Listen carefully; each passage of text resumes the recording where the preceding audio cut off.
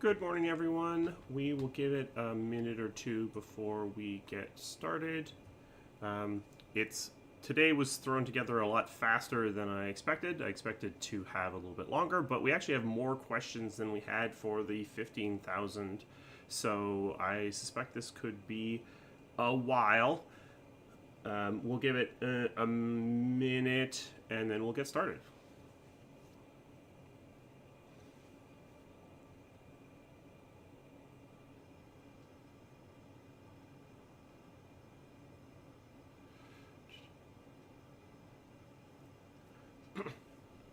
How's everyone doing this morning?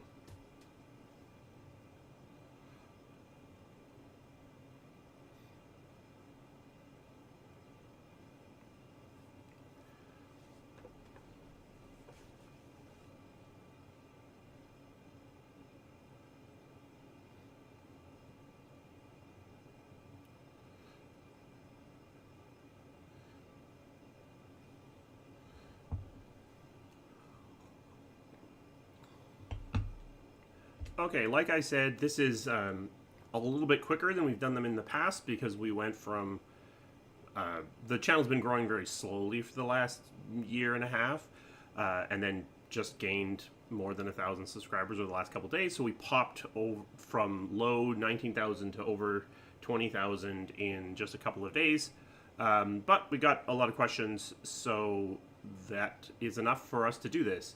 No sense putting it off.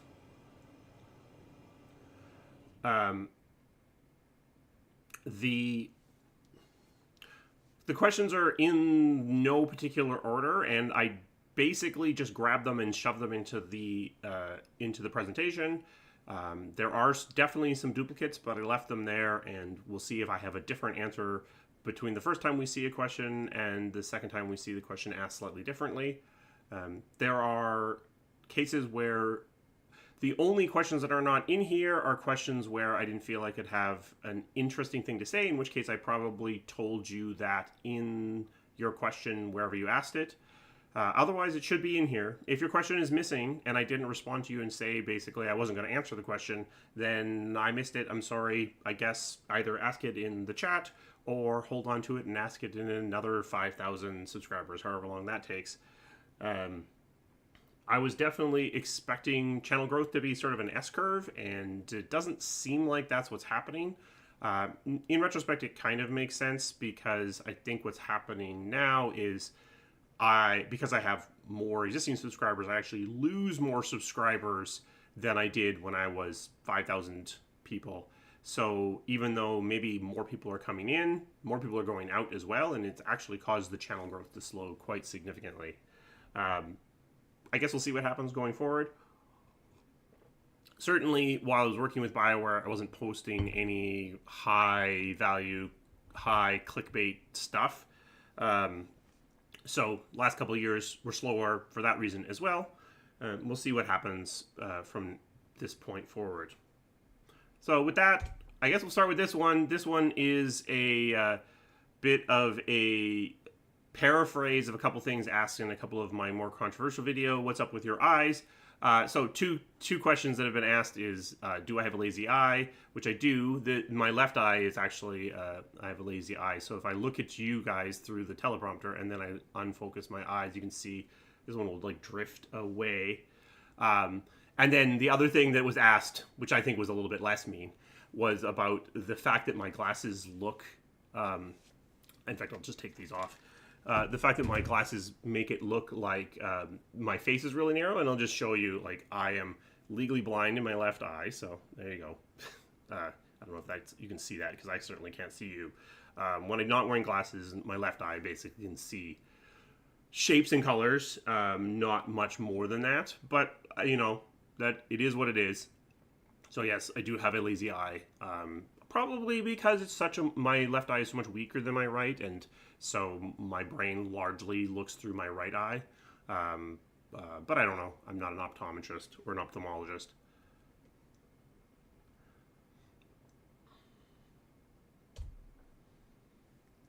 Yeah, I can't remember my actual prescription. I feel like in my left eye is a -11, and my right eye is a -8, something like that. But I am largely making those numbers up. I have a place to take. We'll take questions from chat. Uh-oh. Has the stream shut off? Oh, okay, the stream had a little bit of a... Okay. We have... We'll take questions from chat every other question, but yeah, okay, good. Everything's good. My internet connection has been of questionable quality for the last little while. I've had to reboot my routers a couple of times, so hopefully nothing like that is going to happen today. What are my views on Easter eggs? Do you think they take away or can add to the player's experience? I do think it is dependent upon the... it is highly dependent upon the actual Easter egg. If you have an Easter egg that is very lore breaking, that can be a problem. I like them for the most part, as long as they're well tracked. From the production perspective, Easter eggs are a bit of a danger zone because often they don't get reported, which means they might not be reported to the age rating boards, and that can cause a big problem if there's something in there that is going to be a problem there, or if they contain copyrighted materials, that can be a problem. I like Easter eggs in general, as long as they are well recorded. But yes, I think the question is valid. If you have a very serious game, a very serious lore experience, then an Easter egg throwing in some PvZ stuff might take away from that experience. I think, using PvZ again, there's a PvZ Easter egg in Dragon Age Inquisition. I think the way that is presented is it's there to be easily ignored if you're not looking for that sort of thing in your game. It's there to be teased out of the experience for those that are looking really deeply, and I think that's okay. To have an actual PvZ sunflower drawing energy in, that would be different. I think that's a bit further. So depends on the actual implementation. In general, I think they're fine.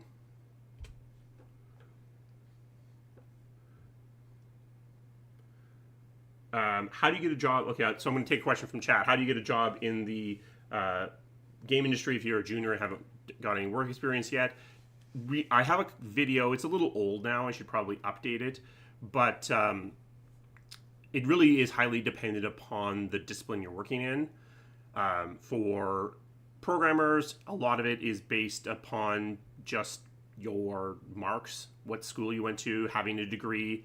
It always helps in all of the disciplines to have an example of some sort. So if you can make a game as an artist, as a designer, as a programmer, and finish it, that's a big plus in the books of most companies. If you're an artist, a lot of the decision making is going to be based upon your portfolio. So make sure your portfolio is filled out. For design, it's a little bit trickier. Having a degree from design school isn't going to help you in most cases, so it's going to probably come down to what you can show, so some kind of portfolio or something to that effect. So question about Dragon Age Origins: why does the mage class seem more complete than the rogue and the warrior? I would actually argue that this is kind of true, but it's actually, I would say, more because the design space that Dragon Age Origins was being built into was heavily influenced by 2nd edition D&D. So in that case, the reality is mages and rogues were they were thinner classes, they were simpler classes, and the mage was the stronger, more fully implemented, more fully considered class. Much more complicated, much more in terms of spells and such. Also, of all the Dragon Ages, Dragon Age Origins is the most grounded. It's the one that's worrying the most about everything making perfect sense within the overall lore of the game. So warriors and rogues in Origins basically don't have talents or they don't have talents or skills that violate physics. Whereas as we move into Dragon Age 2 and Inquisition and Veilguard, you get a lot more things that are not really possible for someone to physically do. When you try to live in that super physically grounded space for two of your three classes, they're going to be a lot more limitations in terms of what you are capable of doing that's going to make sense compared to the class that is able to bend reality, stop time, and cause gravitational anomalies. That's a big part of it. So it's a combination of just the space that it was in as well as the attempt to keep it really grounded. I don't think it was a technical limitation at all. Going back to chat.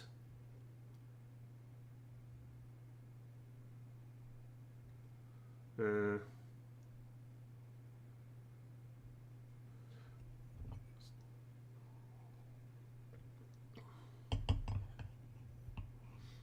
I ever see something else in someone else's game that I go, how the hell did they do that?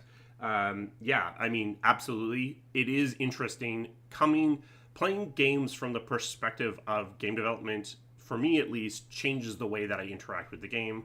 Both, I think it gives me a lot more ability to appreciate games that try interesting things but fall short. But also, yeah, sometimes you see something and you're like, I don't have the slightest idea how they pulled this off. Or if they did it the way that I think they did it, I don't know how they possibly could afford to do that. What I will say is if you're asking questions in the chat, things are going by relatively quickly. So if I miss it, don't spam the chat, but you may have to ask it again. Are there any games you find yourself revisiting often? It can be either games you worked on, personal favorites. I don't tend to consume media multiple times. Usually when I read a book, I read it once. Maybe I might read it again a decade later. Same with movies, same with games. I tend to consume things, integrate them into the overall synthesis of the way that I think, and then set them aside. I can't even actually think of very many games that I come back to for a long time. I usually have a single free-to-play live service game that I'm playing at any one time. So for, I guess, about 10 years, I played Hearthstone, but I stopped playing Hearthstone a couple of years ago. Right now I'm playing Tacticus, the 40k free-to-play mobile game. I don't know if that's really what the question is asking, but usually, no. Once I finish a game, once I set it aside, that's it. I'm done with it. Sometimes I will play a game just long enough to figure out how I feel like it works and then set it aside. Like Blueprints, I played until I got the credits to roll, then turned it off, never turned it back on again, even though I know I'm missing tons of that game. So will I go back to that? My bet is I won't. That I've probably learned what I needed to learn from the game, and we'll move on from there.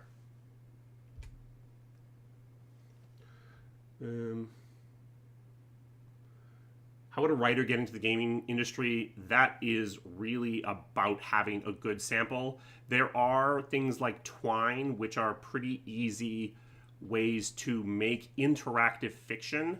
If you can show a perspective company that you can work in the medium, that's going to make a big difference, because it is different. It's not like writing a short story or novel. It is a different medium. So making something in the medium is a big part of that.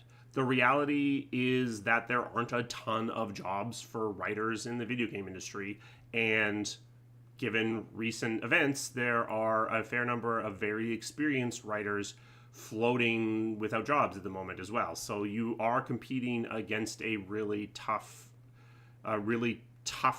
group of people. But yeah, have something to show that is in the medium, if at all possible.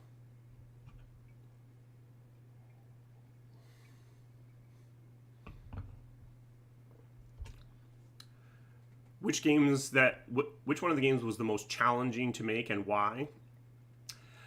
That's a kind of broad question. What I would say is something like Sonic was incredibly challenging simply from the perspective of technology, because the DS is a much more limited platform than anything else that existed at the time it was that it worked on.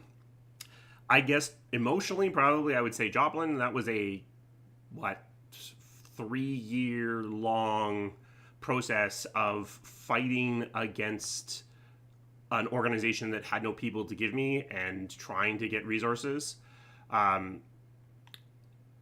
But I think all games have challenges. All games have opportunities to see new things. So it really depends on my perspective or point of view at any moment. But yeah, so those are broadly answering those questions.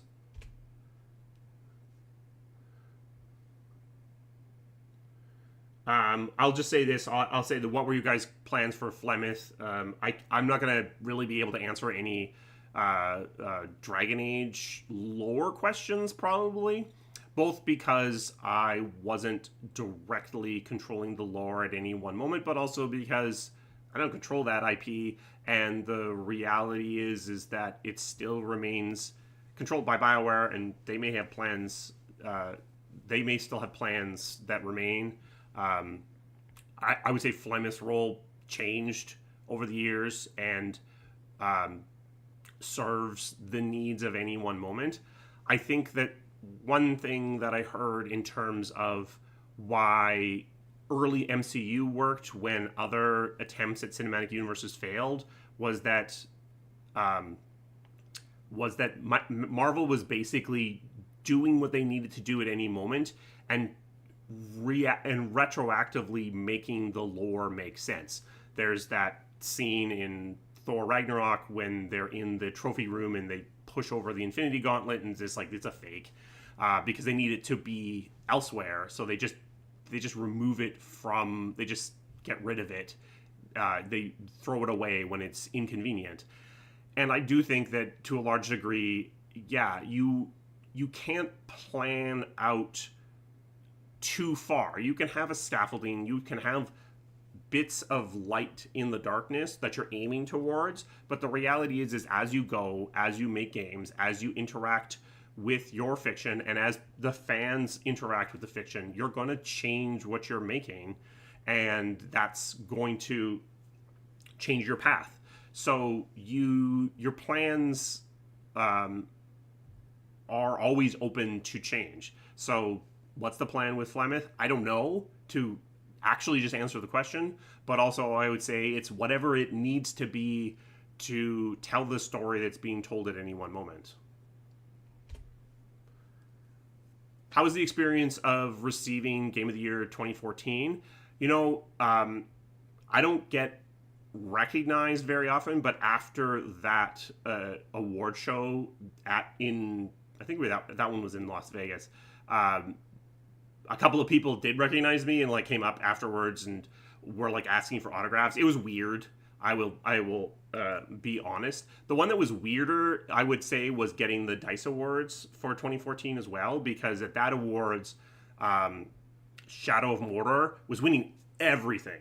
It was like Shadow of Mordor, Shadow of Mordor, Shadow of Mordor. Dragon Age won Best RPG or something. So when Game of the Year came up, I was just assuming that 100% Shadow of Mordor was going to win Game of the Year because they had won 90% of the awards at the DICE Awards. And then Dragon Age Inquisition won. So if you see my speech at that awards, it's clear that I'm completely surprised that I'm even up there. But yeah, it's good to get recognition for what the team has done.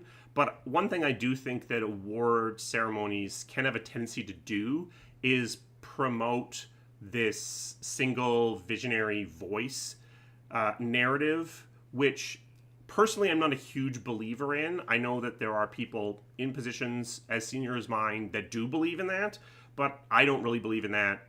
When you win Game of the Year, one person comes up and takes the award, maybe two, And basically, what that is reinforcing is that one or two people made this game. And Dragon Age Inquisition was made by a huge team, all of whom were relevant to the game actually winning Game of the Year.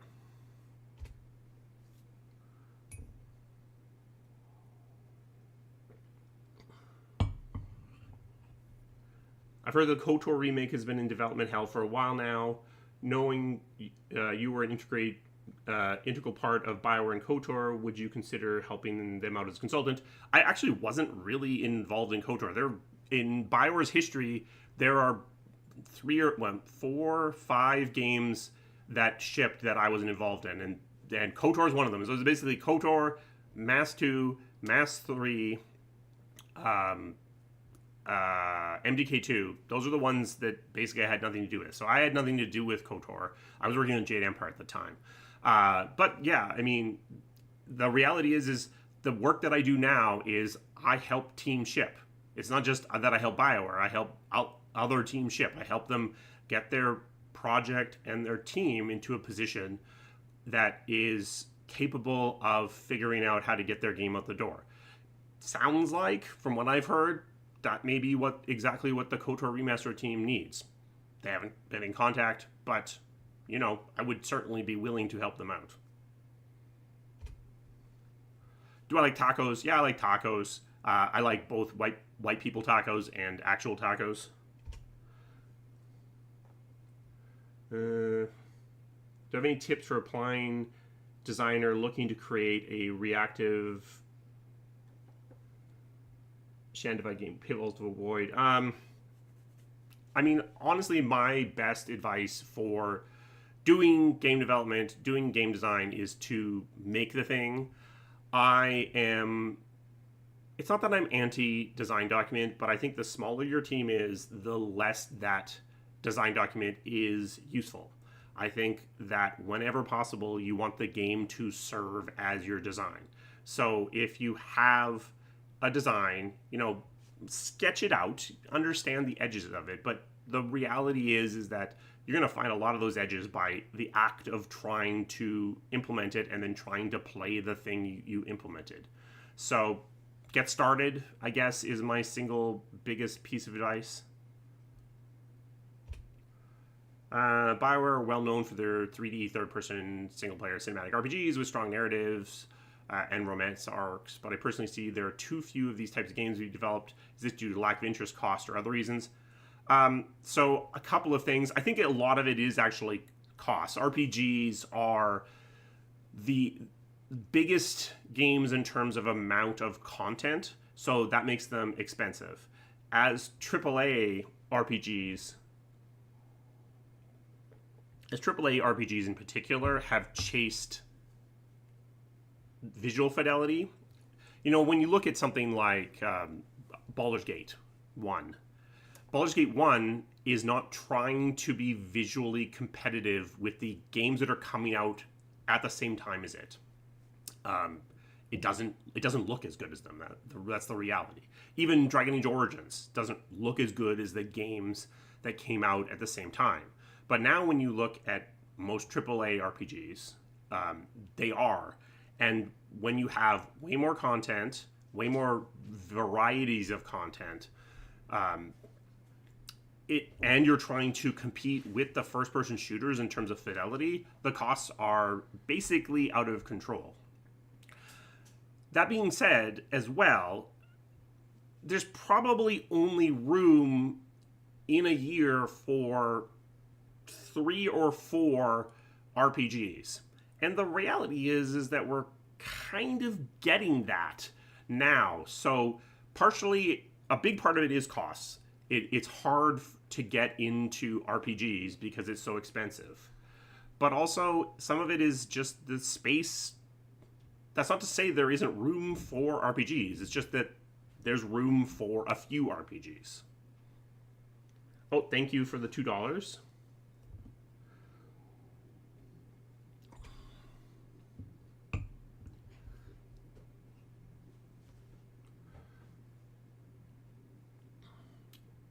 Sorry, I'll just sort of respond to the question about voice protagonists.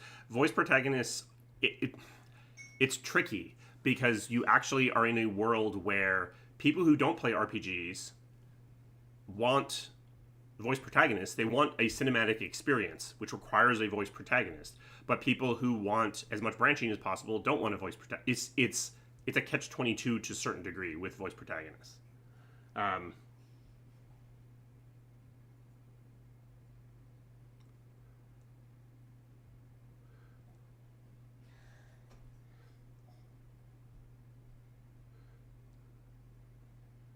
uh,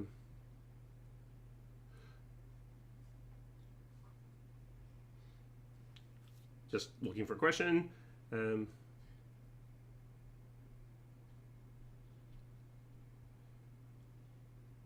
Oh, so there was a question about, is Kojima as influential as people think, or is he just one of the devs? Yeah, in terms of my bet is that he is very, very, very, very influential in terms of the storytelling, because I don't know how you end up with a story as weird as a Kojima game has without it being one person.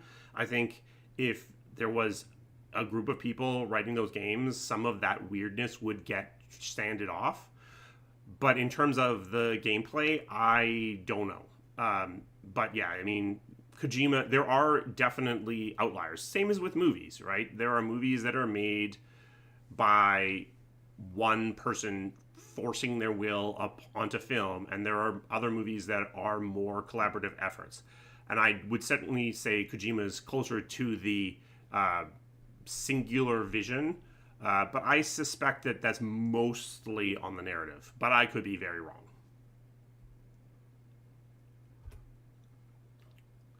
How does a developer with ADHD maintain focus on the goal they're working for? I meant to spend today concepting something feasible. Instead, I drew a continent for Elder Scrolls Cyberpunk game.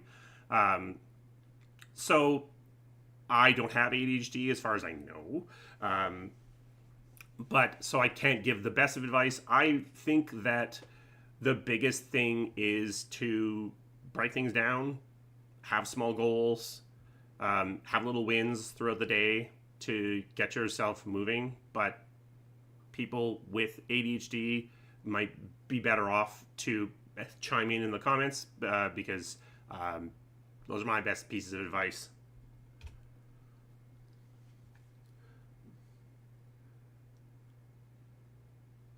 There seems to be a lot of pessimism about the future of the game industry. What am I most optimistic or excited about in the future of gaming? Yeah, I mean, last year, within the dev community, the mantra was survive till 25. Here we are in 25, and it's a bloodbath. So I can see why people are pessimistic. Honestly, I'm not pessimistic long term.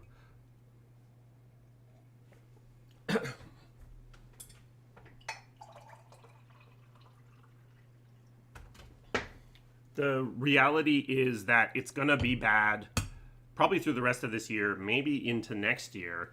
We are starting to see some signs of the situation stabilizing. And I think we needed some correction in terms of live services, in terms of the fidelity death cult, in terms of everything needing to be better looking, tiny bits of incremental fidelity costing exponentially more money time after time. So I do think that we are going to stabilize. The medium isn't dead. The medium isn't dying even. It's just changing. And change is painful. Change is damaging, and a lot of people get chucked out of the industry in the process, which is sucky. But the industry itself is fine right now, honestly, and will be fine.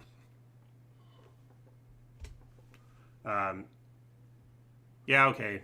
In 2022, I said I fully support the transition of Dragon Age from low dark fantasy and Origins to full-on high epic fantasy and Veilguard for various reasons. in the sense the high fantasy could open up the toolbox to stand out from the competition. Aspects of dark fantasy were too psychologically wearing. Do I still think this is the right direction for the franchise? Yeah, I do, because there was a little bit of snark attached to this one, but the reality is Dragon Age Origins looked like 3 other games that shipped that year. And you need your game to be able to stand apart. Now, can you make a dark fantasy game stand apart from other dark fantasy games? Sure, absolutely. Definitely but you see this in the Souls-likes. A lot of Souls-likes look very similar to each other because they're not only taking that dark fantasy, they're not only taking the gameplay, they're taking that dark fantasy aesthetic as well, and they kind of blend into one thing, which isn't good. That's not a good way to build up an IP. But yeah, the other thing that I've said, and definitely stand behind this, is if you are making a dark fantasy setting, and I don't mean just the visual aesthetic, I mean the actual tonal aspects of the game, then yeah, that's can be hard on the team. Like, it can be oppressive. It can be wearing upon the team. But going back as well to the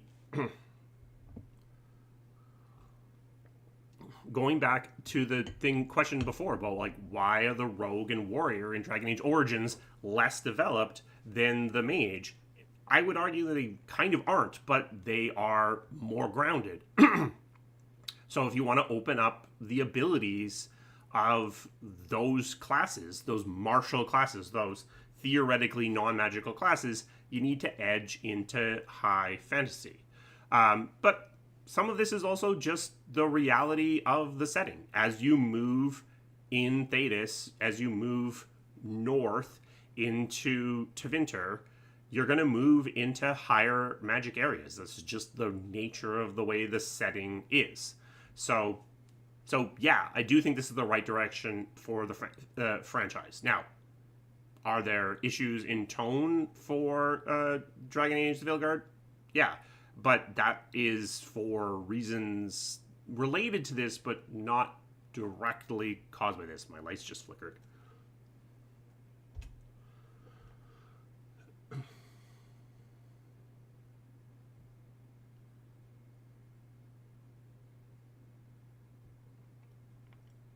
Yeah, there's a lot of dark fantasy right now, and you do ideally want to stand apart. You want to the ideal place for your IP is to be the thing that everyone is looking for, but is being underserved. So I do think there's an argument to be made that in 2018, 19, 20, 21, 22, people were looking for lighter, more colorful things, and then that pendulum has swung back pretty hard. So because Veilguard took so long to make, took so long to come out, there is it is a little bit off kilter in terms of what the general expectation is from the fan base. But yeah, you want to stand apart in a way that's acceptable.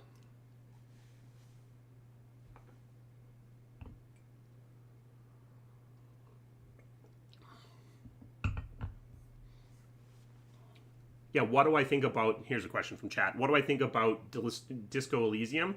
The fact that it basically doesn't have any combat. I really like anything that is exploring the RPG space in terms of trying different things. The reason why most games have combat in them is because the mechanics of combat are well understood by the players and by the designers. So it is very easy to build a game that is centered around combat. When you try to do other things, you have to explore new parts of the design space where players may not be familiar, where you don't really understand how to make that go. And I love that. I love games that are pushing the edges of that, because ultimately you kind of don't want every game to just be about combat. You want other stuff.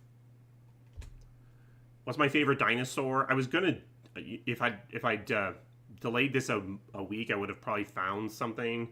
But I don't know. I mean, I'm probably a sucker for something with a frill. So we'll go with like one of the raptors that has a frill. I don't know. Maybe geese. Do they count as dinosaurs?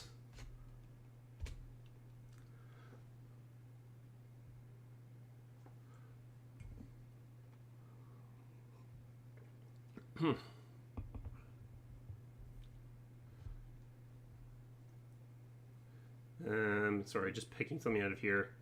Um,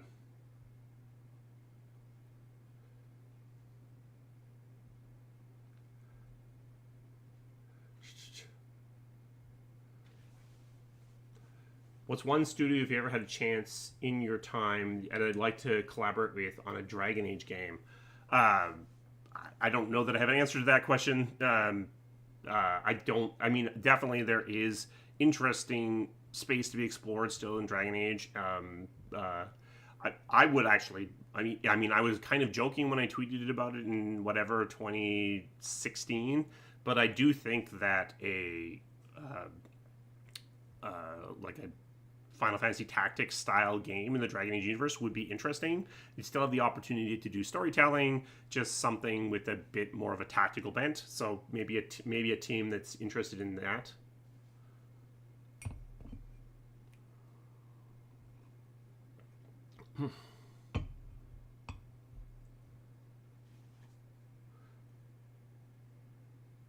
Yeah, I mean, so I'll just answer. I'll just talk about this a little bit. With people talking about Veilguard being too quippy, um, Dragon Age has always been quippy.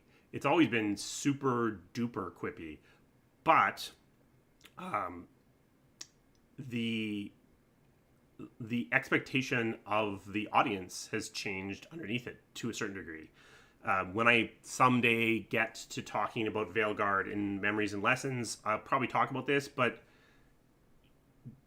and I talked about this when I talked to Mr. Matty Plays as well, is, you know, we went through this entire cycle with Marvel while this game was being developed. You had Thor: The Dark World come out just before Inquisition came out, and people did not like how dark and brooding that game was. Ragnarok came out, in 2016, 2015? People loved that. People love that lighter, more colorful, more quippy, more interesting style of storytelling. But then before Veilguard shipped, you got Thor: Love and Thunder came out, and people were like so over that style of conversation, that style of dialogue. And the game was in development through that entire period. When you are working for that long, it's hard to be on target. It's hard to be that cognizant of what the tastes are going to be that far in the future. I'm not sure if I've done any videos on Neverwinter Nights. I kind of have. I talk about it a little bit in the Jade Empire one.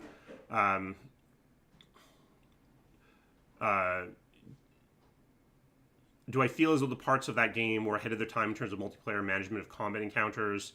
Anything you could redo if you could remade in today's tech? I do think that there are some really interesting things in Neverwinter Nights in terms of the DM client suite, in terms of allowing one person to control a bunch of enemies. I don't know that the technology would allow you to do anything new that you couldn't do then. I think it's largely a UI issue. Though it would be interesting to make a custom version of the Neverwinter client that used something like a Stream Deck, to let you have a bunch of quick buttons or something, or maybe one of the gaming rigs that have a bunch of programmable keys or something. But I'm not sure that technology gives you a lot of I don't think there were really limitations in technology in terms of Neverwinter Nights. I mean, probably in terms of numbers of characters and things like that. So no, not really. Um,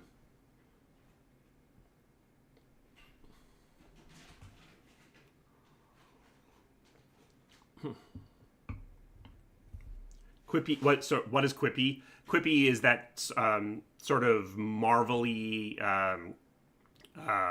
People are very aware of the fact that they're kind of jokey a lot of the time, as opposed to really grounded in the situation.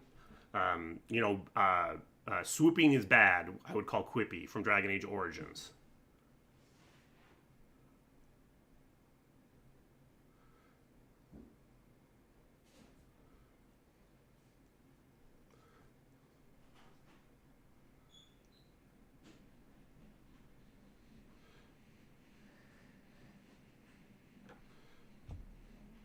What are the locations I think are the best in Dragon Age Origins? That's an interesting question. I don't think that visually, I don't think Dragon Age Origins holds up very well. I think it actually, because I played through it pretty recently, and I think it's looking pretty ugly. I do think Blighted Denerim is still pretty neat. Orzammar, I guess Orzammar. I think it's Orzammar. I think Orzammar is an interesting look for dwarves. Feels dwarfy, but feels really ownable. And Dragon Age Origins doesn't have a ton of ownable visuals, so yeah, I'll go with Orzammar. Do I think there's a better publisher for BioWare? If so, which one? I mean, first thing is not really relevant because EA is, just because of its psychological nature, is never letting BioWare go. But do I have a good answer to that question? I mean, Microsoft would probably be better.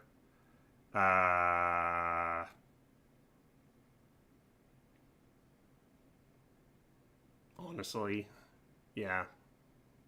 One of the one of like one of the money groups from China, maybe, that are very hands off. But yeah, I mean, probably there are ones that would be better partners, but it doesn't matter. It's not really going to change it. Nothing's going to change.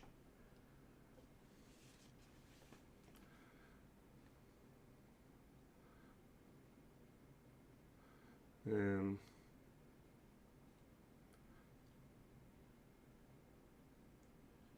what are plot threads from the first three games I'd like to see wrapped up in some way? I don't. I think it's fine the way that it is. I'm able to allow those threads to exist and continue to dangle. Um,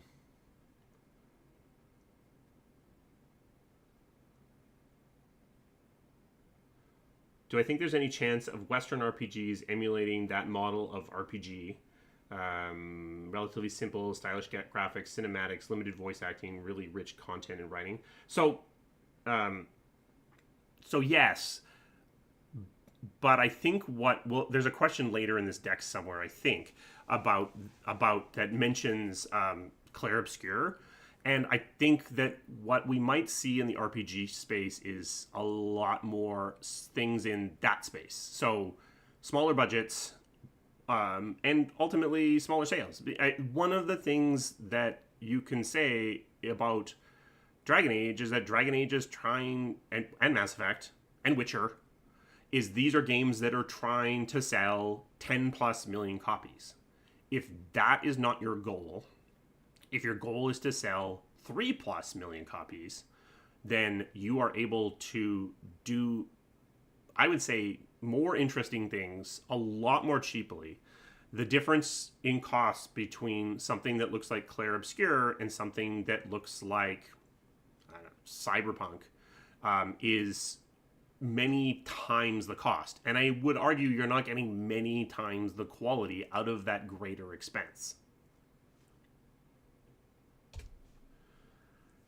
If the Mass Effect game comes out and does well, what do I think BioWare and EA will work on next? Do you think they will work on a sequel, a new IP, or possibly return to Dragon Age? I think so. This is massively speculation. I think it's going to be Mass Effect for a while. If Mass Effect does really well, I think they'll make another Mass Effect. Will there ever be another Dragon Age game? I don't know who at BioWare pitches another Dragon Age game. And that's what it's going to take. Someone's going to have to be willing to step forward and say, I want to do another Dragon Age game. Here's what it is. Here's how we pitch it. And I'm not sure who does that, because the people that are there are mostly Mass Effect people. So I'm not sure how that happens. In terms of a new IP, the incubation on a new IP is really, really long. And EA kind of went through that with Anthem. I don't think they're going to have a lot of interest in that. Now, can BioWare do it semi-off book, have a couple people working on it for a couple of years, and then reveal it in a much more done state? They could. Maybe they will. I don't think so. I think for at least the next 2 games, so a really long period of time, it's going to be Mass Effect.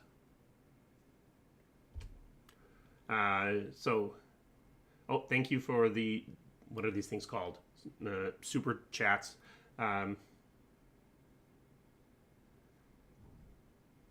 I any games that help you bond and make friends?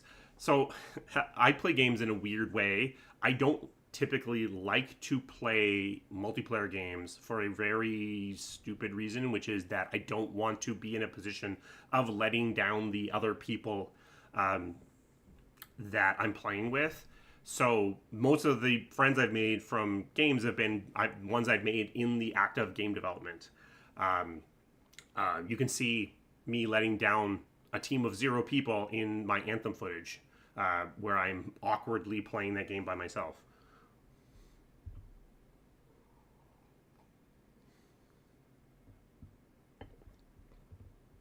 Yeah, Clair Obscur is Unreal, and what I will say on Unreal is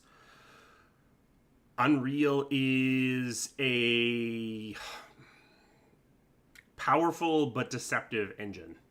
In fact, I didn't watch the video, but I think I saw a video breaking down the performance of Clair Obscur and how bad it is. And yeah, the place where a lot of teams get themselves into big trouble with Unreal is performance. I've said this about Frostbite is covered in razor blades, but it's visibly covered in razor blades. So if you are working with Frostbite, you always know that you're working with something dangerous. And if you respect that, and I would argue that Andromeda and Anthem didn't respect that, but Inquisition did, if you respect the fact that it's covered in razor blades, you can get lots of amazing stuff out of that engine. Unreal looks like it's covered in fluff and foam, and it's all safe and nice and beautiful, and it's rose scented, and you're working with it and everything's going great, and then at the end it explodes in your face because the performance is really bad. Is an easier engine to work with, even counting that, than Frostbite? Absolutely, I think that's true. But a lot of teams have gotten themselves into big trouble by disrespecting the engine in the case of Unreal, by ignoring performance and then being unable to make it go at the 11th hour. Frostbite, you kind of can't do that. If you manage to ship a Frostbite game at all, it's going to probably be relatively performant.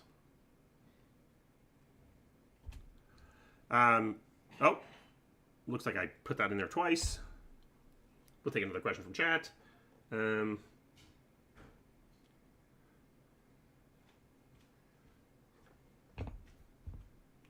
Yeah, and that's right. You need to profile Unreal often, and a lot of the advice on performance says don't focus on performance too early, and that's usually good advice. I would say with Unreal, you probably need to focus on performance earlier than you think.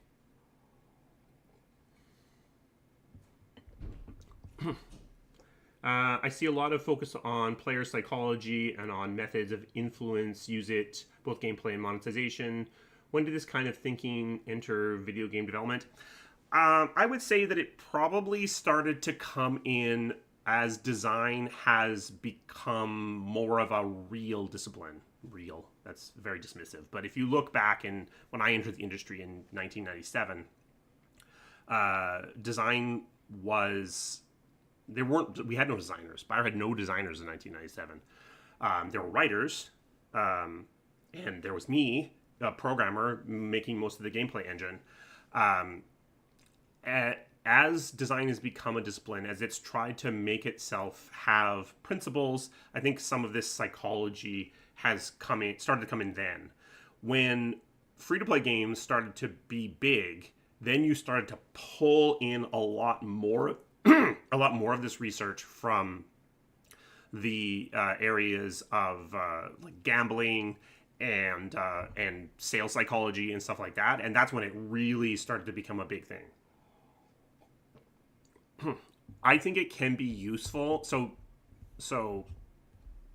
I would say 10 years ago, I was pretty against this sort of player segmentation or any kind of segmentation at all. Like, I've called it like player astrology or the like. I do think that there is use to some sort of segmentation, more because it helps you remember that players are different from each other than necessarily that it is giving you super great insight on any one group.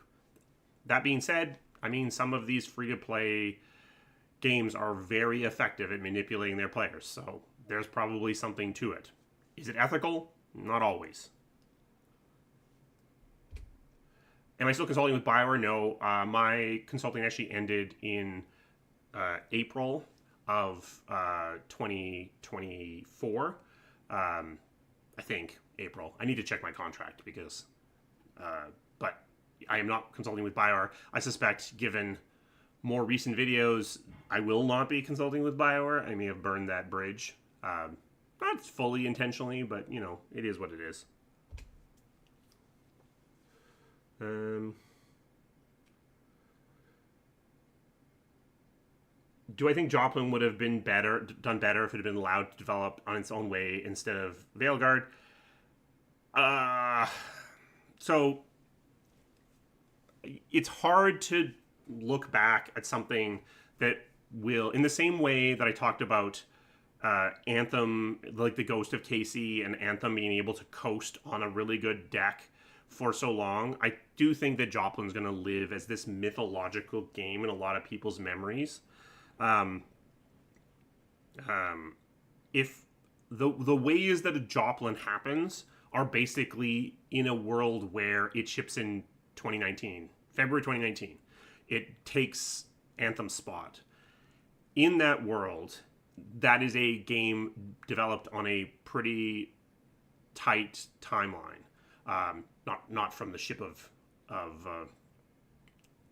Inquisition, I suppose. It's more than 4 years, almost 5. But still, pretty tight timeline. It's going to be a compromised game, for sure. But so I guess my short answer is yes. My long answer is, but we'll never know. And it's very easy to pretend like it definitely would be yes. What's it like seeing a game from BioWare released from the outside? Yeah, I mean, really, this is more of a Dragon Age. I kind of felt like with the Mass Effects and with Mass Effect that I always felt like I was a bit on the outside. You know, you knew it was coming, but it felt like I was an external player. Like I didn't feel like I was super involved. I guess Andromeda a little bit. But because I was the EP of Dragon Age for so long, and then because I helped get Veilguard into a shape where it could ship at all, it's hard to watch them navigate launch in ways different than the way that I would do it, and look and see and feel like, oh, if only you did X or Y or Z or whatever I would have done, things would have gone better. Would they? I don't know. But it's very hard not to Monday morning quarterback a game that I was so inside the franchise for so long. And I honestly have to say I didn't like it at all. I don't like feeling like I would have steered the plane in a different way. With other games, it's much easier for me. I think with the next Mass Effect, it'll be fine. But for this game, I didn't like the feeling of watching things happen that were different than what would have happened if. Notice how asymmetrical I am. That different than they would have happened if I was in charge and not being able to do anything about it. And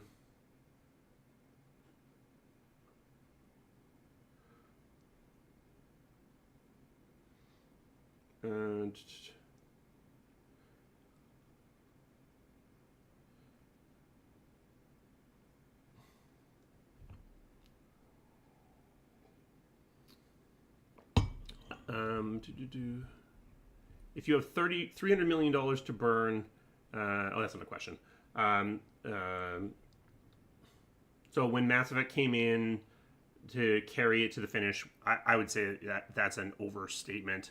How much did the writers' voice acting strike? So the writers' strike didn't affect, because as far as I know, no writers in the video game industry are members of the Screen Actors Guild. Well, that's not true. There are some, but there is basically no benefit to writers in video games to be part of the Screen Actors Guild right now, and there's a lot of problems with it. That's not to say that maybe there shouldn't be a video game writing guild, but the Screen Actors Guild isn't it, at least not yet. So that didn't have any effect. The voice actor strike, I think, didn't affect the end part, because I think it was over. Was it? I don't remember. I don't think it had a huge impact on Veilguard at the end of the day. I think they largely were able to work around it. One thing is that I don't believe any of the actors in England went on strike. So, oh wait, I kind of do remember. I don't know. I guess I don't have a good answer that I can share on that one, other than to say that the English actors never went on strike. What is your reaction to the state of Veilguard was when you came back? Was it better or worse than you left it? It wasn't worse. I guess that's my answer. It wasn't worse, but it had moved forward less than I had expected when I was gone. Because I left early 2021, so Christian was in the process of moving it from a game with multiplayer to a single player game, which is absolutely the right call, and arguably probably a thing that I was probably not psychologically capable of doing. So that was Christian's big gift to the franchise, was to say, no, we are a single player game. We are going to abandon all of the live service aspects of the game. The team was definitely struggling with making a multiplayer game. So that was happening when I left in early 2021.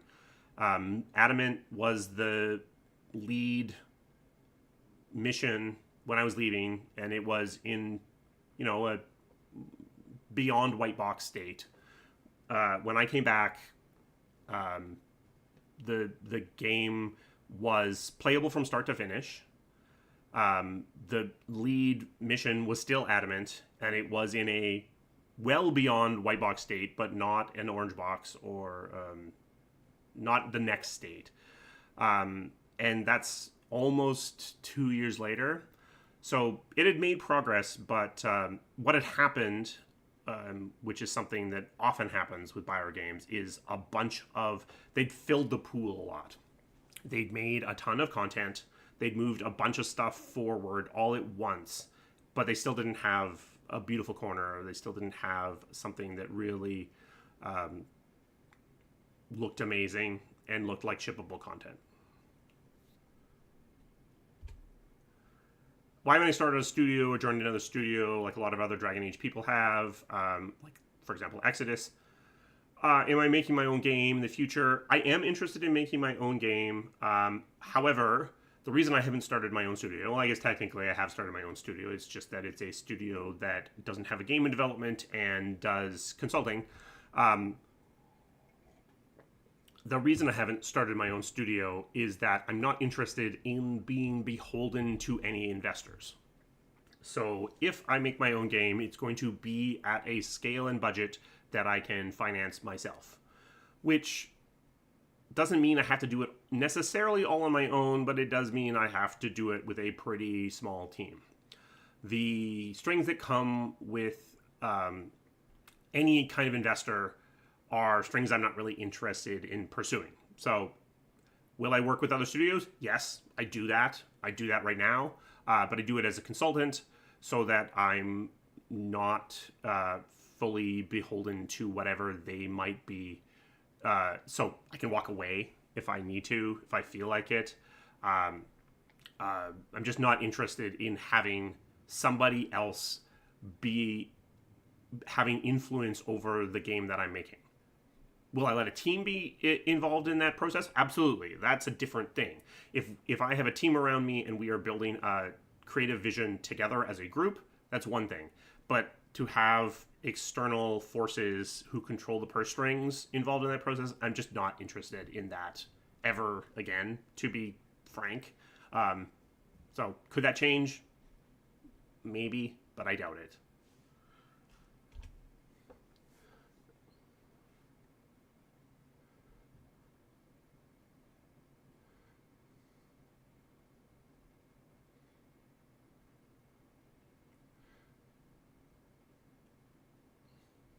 Da, da, da.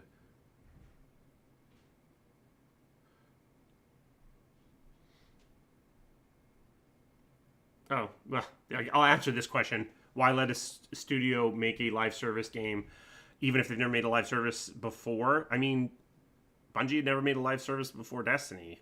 I think the reality is that for the longest time, basically until this year, the way that publishers looked at live services was even if they only have a 10% chance of success, a successful live service makes so much money, and from the perspective of a publicly traded company, so much ongoing consistent revenue that it's worth it. It's worth trying and failing 3 times if one hits. Because if one hits, we like that revenue model so much better than the boom and bust of individual single player games. Do I agree with that? I do not, but that is why the industry went live service crazy for so long. Because the money, if it came, was just so good. And you see it with Sony. I mean, Sony just threw 1,000 at the wall, but then realized that, oh, actually, it's not a 10% chance of success. Maybe it's a 1% chance of success. That's the change I think that is starting to happen, is that people are realizing that having a successful live service may have an even lower probability than they realized, and that the market is getting saturated and you can only play 1 to 3 live services at the level that makes the money actually come in. You can't be somebody's 4th live service game, because if you are, they're basically not spending any money on your game. So that's what's changing, but that's why. Have I taken any courses to develop my leadership skills? Which skills would I recommend people train? So I think I have. I've taken some stuff through, like EA did some things, but I haven't taken any formal training. Listening is a big part of it. Active listening. So like learn how to be able to listen to other people in a way that keeps them engaged in the process of talking. Being able to delegate is a skill that is surprisingly difficult for people to do. And delegating isn't giving people tiny micro tasks. When I say delegating, I mean delegating macro tasks and accepting that people will do things differently than the way that you want to do them. Those are big things. I haven't had any public speaking. That's probably not a bad idea, though, if you are going to be a leader, because most of the time it's going to involve some form of public speaking. in some form.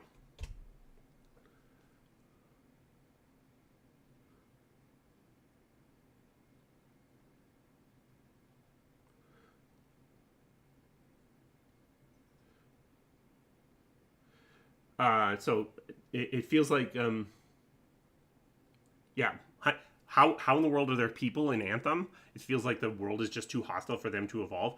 Yeah, it's an intentional mystery. That's just the way that Anthem was designed. Was like you can see it in some of the earlier concept stuff where originally Anthem was going to basically be kind of the other side of the Bermuda Triangle kind of idea, where there would be things coming through from other places, and humans were one of those things, and they were surviving in this hostile world as opposed to being from here.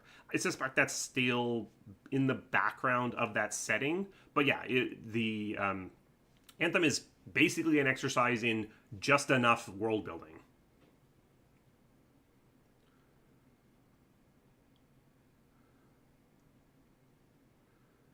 What game studio? Actually, I think that question is already in here. What game studio I think is most like BioWare? I mean BioWare, but Larian is very much like BioWare if it had never been, if it somehow had not gone bankrupt and never got bought by VG Partners in 2000 and whenever that was, 6, 7.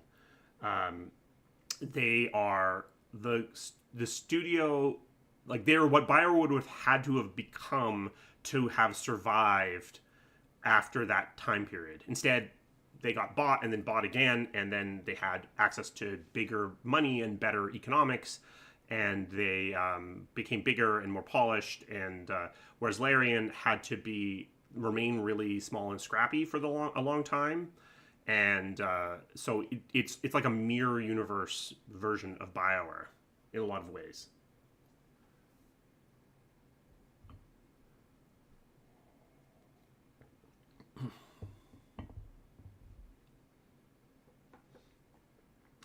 Larian is similar to BioWare on the surface level. It reminds me a lot more of BioWare from 2000 than it does of BioWare today. At least what I see of it. I'm not. I don't have any insight into the inside, so I don't know what's going on there. And they do have investors. They aren't fully independent any longer. If I could go back time, what's one thing you would change at BioWare that would prevent it from being in the precarious position that it is right now? One that is in my power to change, and one that I didn't have but wish I could have. Uh,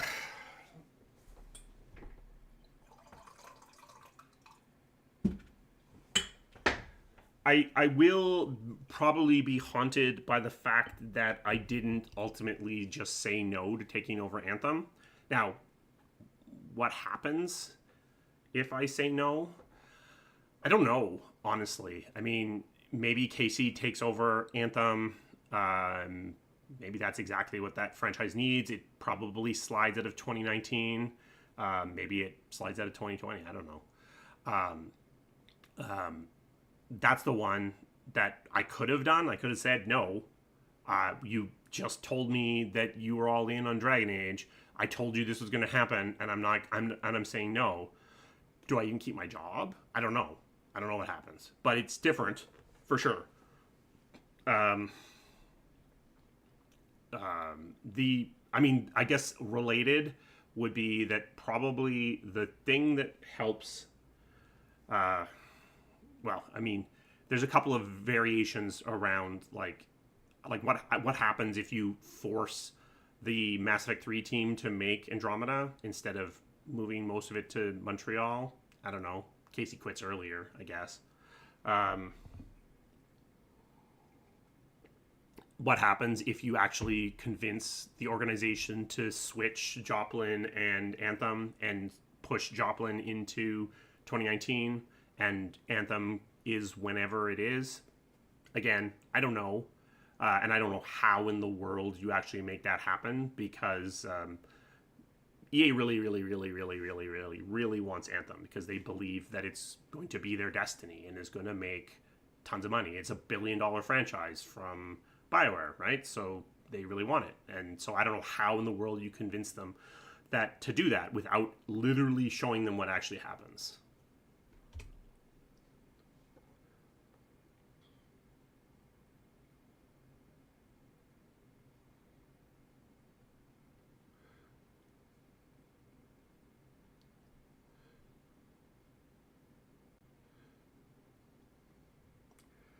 Yeah, can I explain how Larian is similar to Bioware? So it's not in terms of the way they tell story, though I do think, despite what they're saying, they're telling stories through characters. It's more just that they feel like a scrappy group that is focused on making games that they want to play. And that they are more interested in that than to in serving any particular external goals.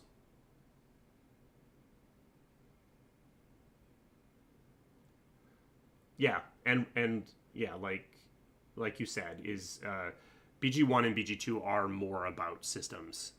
It is still storytelling through characters, but it's more like I've said before. I think Bioware only really realized that it was storytelling through characters pretty recently.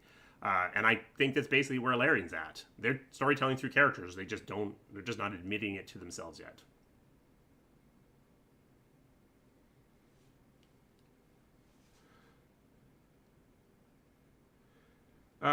Yeah, yeah. CDPR is a lot like Bioware now. They are very similar. They've actually made similar mistakes, I would say. I think that's a fair. I think that's a fair comparison, uh, for sure. Some games get much more hype because a certain person works on them. People connect the game's quality with that person. Do I think it's justified? Can we expect that certain qualities of a previous successful game transfer to the new game because of this one person? Sometimes it is. Sometimes it is justified. I would say no. Usually no. I'm not a really big believer in auteur theory. Some people really are. Some people who are lead projects really are believers in auteur theory.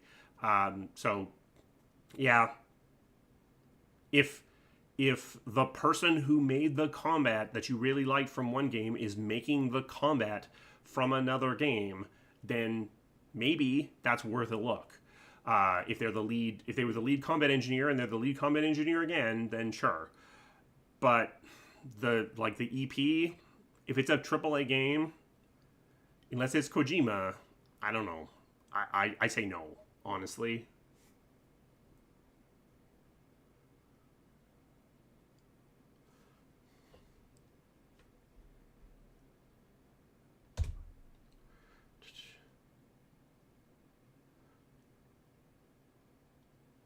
Um, are there any types of games you think the industry has left behind that could come back successfully, like a gameplay niche going underserved by current trends?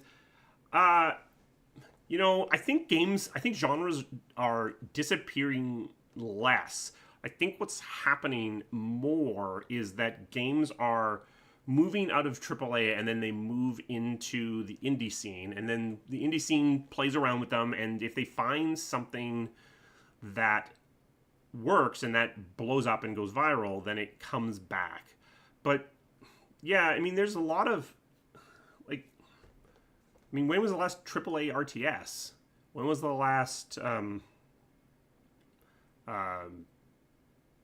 I mean, even honestly, like like some of these genres are they've just I guess their niches have been fully explored. I guess might be a better way to say it.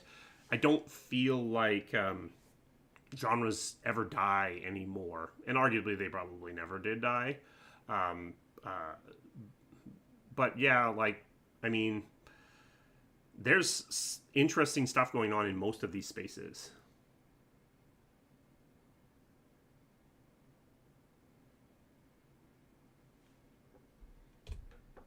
Oh wait, yeah.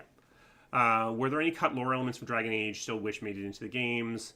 What can you tell us about the red book you used to have? It's right there. Where is it? There.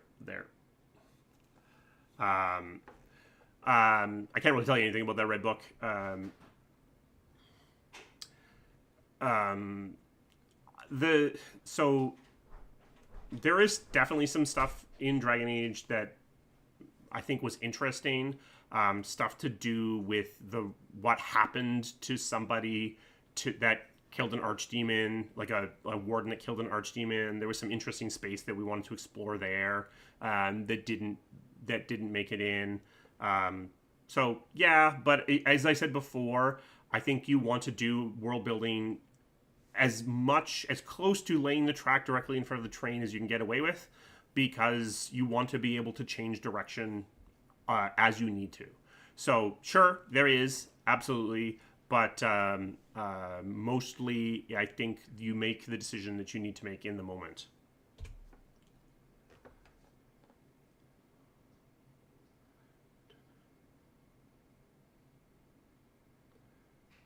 Yeah, uh, that's an interesting point, that the interactive novel is a successful genre in indie that probably will never make it into AAA. I mean, you could argue that Telltale, I guess, like you said, or even in a weird way, like something like an Uncharted is kind of the AAA version of an interactive novel, if hilarious as that sounds. Um, how long does a new game take for pre-development? Like, how many months were allowed, at least for a Dragon Age game, before you had to get the ball rolling and start developing?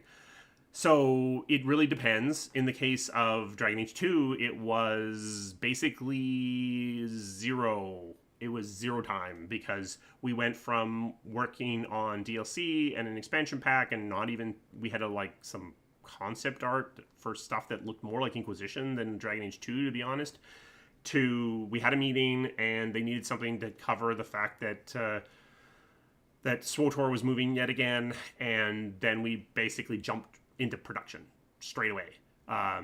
For something like Inquisition, it was probably less than a year. But then for something like Veilguard, because of the nature of its starvation diet, it was essentially, and I would say to its detriment, in its early vision and pre-production for years and years. And I don't think that's good for any team. Not voluntarily, but um, I failed it from going to Gate 2, which would be the gate when would be the gate at EA where you're starting the process of entry into production. You're not actually into production until Gate 3, if I recall correctly. But I failed it because we didn't have people. Like, I had no plan. Like, the plan, part of the gate is show your staffing plan that gets you from one to the other. And it's like, well, you took all my people away. I don't have a plan, so we can't pass this gate. So Dragon Age 4 was in that state for a long time, way too long.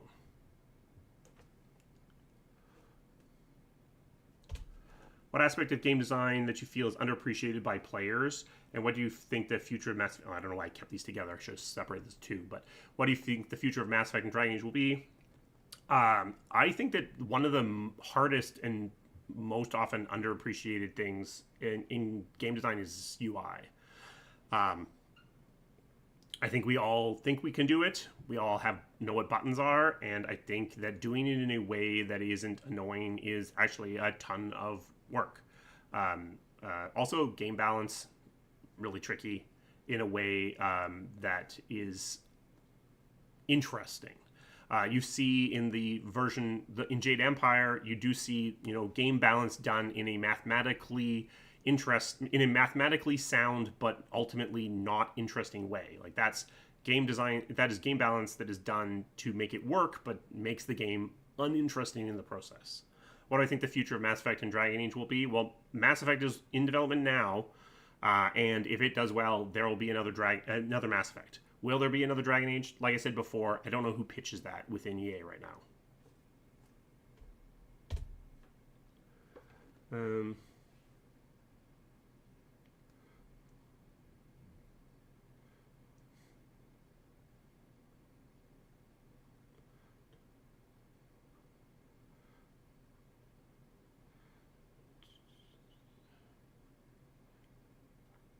Yeah, that's true. Disco Elysium. That's fair. That's probably more of a visual novel then. But I don't know if is Disco Elysium AAA. I guess I don't know where that line is. You mentioned that after Inquisition's resounding success, you pushed for multiple DA games. Can you tell us more about those proposals, and were you given a reason for them being refused? I mean, I assume you're talking about my pitch for Dragon Age to be a billion-dollar franchise. Basically, EA wants all their franchises to be billion-dollar franchises. Dragon Age probably, to be honest, can't be a billion-dollar franchise. So basically, the pitch was make Joplin, and then and use Joplin to get the game engine into a state where we can develop more quickly. Then make another game 18 months later, and then another game 18 months later. So you'd ship Joplin whenever, and then a year and a half after that, you'd ship another game, and a year and a half after that. So you'd have 3 games in the course of 3 years. And then in between, you would have a single piece of big DLC. That's it. One piece of DLC, nothing else. Just to keep the channel refreshed. So you would release the game at 60, 70, 80, 90, whatever dollars. You would release a piece of $25 DLC or something that's essentially an expansion pack. Something that, if you imagine it, the size of the 3 big pieces of DLC from Inquisition, approximately smushed into one thing. And then the next game comes out. And you're just like, boom, boom, boom, boom, boom, boom, boom. That was the pitch. And the answer as to why they said no was because they wanted everyone to Anthem. That's it. Like, that's it. I mean, they said they wanted it to be a live service, but it's because they wanted everyone to Anthem. That's why. How does collaboration with the score composer typically proceed during game development? Is it similar to film scoring, differ in a significant way? It does differ because a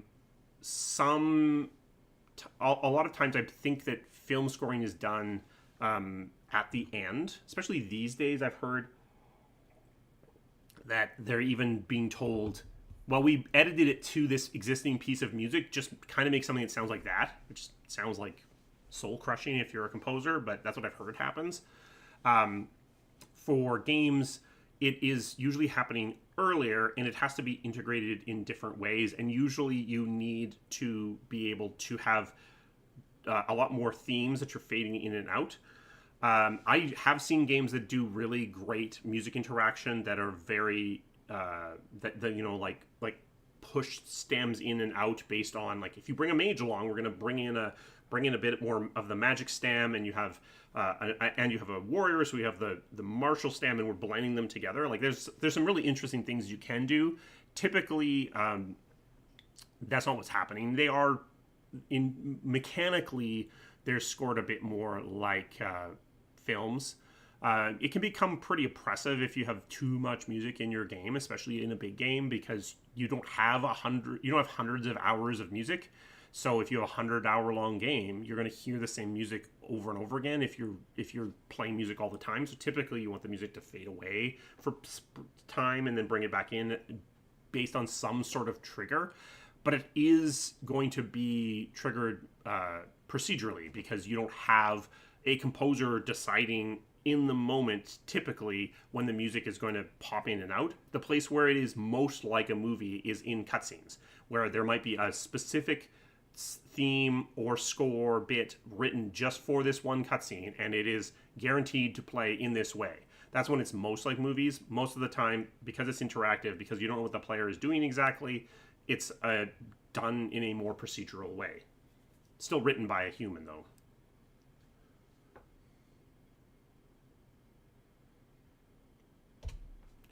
Do I think that Baldur's Gate 3 have changed the RPG genre as much as people say it will did? No, I don't. I did a video about saying I don't. I don't. I think that it's very easy for Baldur's Gate 3 to be dismissed as a lucky break or lightning in a bottle or whatever. Is it? Somewhat, but not completely. I do think that actually Disco Elysium might have a bigger impact. it's a smaller. Its success is much smaller, but I think it's hard. It's a lot easier to look at a game like that and say, okay, right, it was made with a small budget, with a small team, with a very weird way of outsourcing, at least weird from a modern perspective, and it sold 3, 4, maybe it's 5 now million copies. That's interesting. With Baldur's Gate 3, I think in the same way that games like GTA and Wind Waker and not Wind Waker, Breath of the Wild have massively undersized impacts on the industry. I suspect that Baldur's Gate 3 will impact the industry a lot less than people think. Not that it isn't a great game, not that there isn't things to be learned, but it's very easy for its impact to be undersized. And then people yell at me for that, but there you go. What made me return to BioWare to consult in Veilguard? Partially, it's because it's what I do now is help projects ship games. When they hit alpha, I came to them and said, like, you're gonna have a lot of bugs. Do you want someone to help you with the triaging process? They said no. Then a couple people left, and a couple months later, and then they called me and said, do you want to come and help? And I said, yeah. That was probably the main thing. But yeah, I mean, at the time, my feeling was this is a franchise that I put a lot of myself into, and I want to help it ship as best as it can. In retrospect, from my perspective, because I was a consultant, a part-time consultant, my influence was more limited than I was used to for that franchise. So, am I glad that I did it? I don't know that I am, because I feel like I had influence on it. I made the game better. My ability to do it, to do everything I wanted to do was definitely limited, both due to the nature of the contract, but also just due to the nature of how I plugged into the team. So at the time it was because I wanted to help them ship, and I did. Would I do it again? I don't know.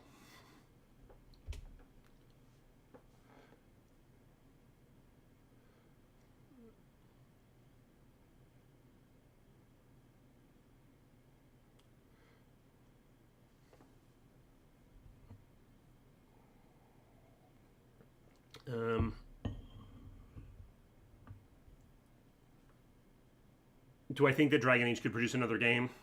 It's possible. EA has a lot of IPs. They own a lot of IPs, many of which are never going to ever be made into other games. Does Baldur's Gate or does Dragon Age end up on that pile? It might. Maybe there's someone at BioWare that I'm forgetting that could pitch another one. We'll see.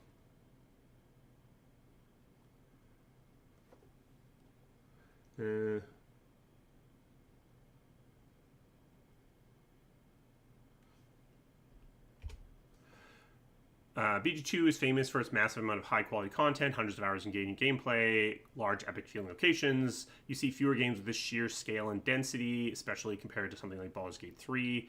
More focused and intimate is world design. What changed? It's the death cult of fidelity. BG2, the levels are painted backgrounds. So talented... a single talented 2D artist can make a level for Baldur's Gate 2 in, I don't know, less than 2 months. To make something for Baldur's Gate 3, it's not even close, and it's not one person. So it's literally that. It's literally that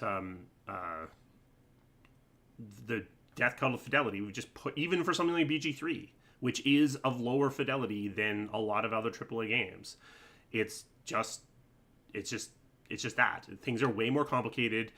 People are way more specialized. There are way less generalists, so one person can do a lot less than they used to be able to do in terms of actual shippable level content. It's not that they're doing less work, it's just that there's more work, more specialized work going into every single asset. That's it.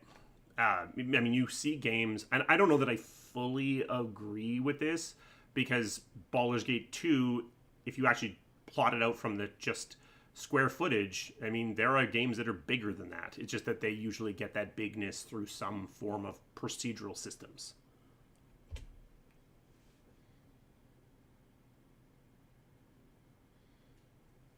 Yeah, I mean, on Larian, if they'll be able to make a BG3 with their own IP, I don't even think they're trying. I think they've said their next couple of games are gonna be smaller, and I think that's right. I think that's smart. I think they're being smart.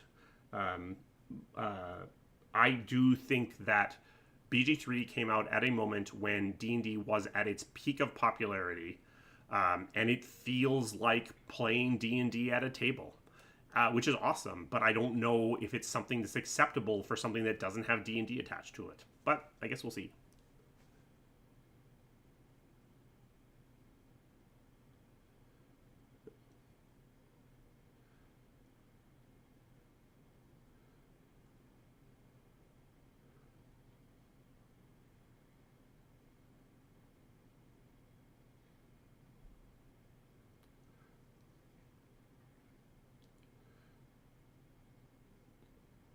Yeah, I mean, Bioware got itself into a position. The thing I can say about the Veilguard is it moved its date in ways that I never felt were possible at EA. But I do think that those moves came with a butcher's bill that had to be paid at some point. Um, but I don't know exactly how that happened. I don't know if that's true, but it seems like they were able to move that game. I mean, it moved a lot after I started helping them again, past across fiscal boundaries, which, in my experience at EA, was virtually impossible. But I wonder if that came with a, and we'll do it, but dot dot dot.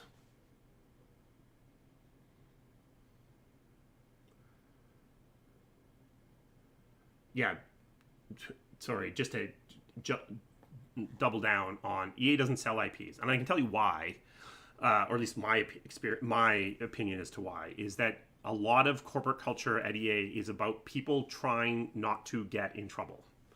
If I am the person that sells off whatever, what's one Wasteland, that's an IP they own. If I sell off Wasteland and then the people I sell it to make a game that sells 25 million copies and wins game of the year, I'm going to get in trouble. So I would rather do nothing. I would rather keep that IP locked away in a closet and not get in trouble, as opposed to sell the game, make a little bit, sell the IP, make a little bit of money, and potentially get in trouble. Now, is that a good corporate culture? No, it's terribly toxic. But as near as I can tell, that's the culture that EA operates under. So as a result, they don't sell they don't sell IPs. They won't. It's not really enough money for them to for it to be worth it for in most cases. For the same reason, they won't sell won't sell studios away either. They'll just quietly let them disintegrate or quietly turn them into insourcing studios.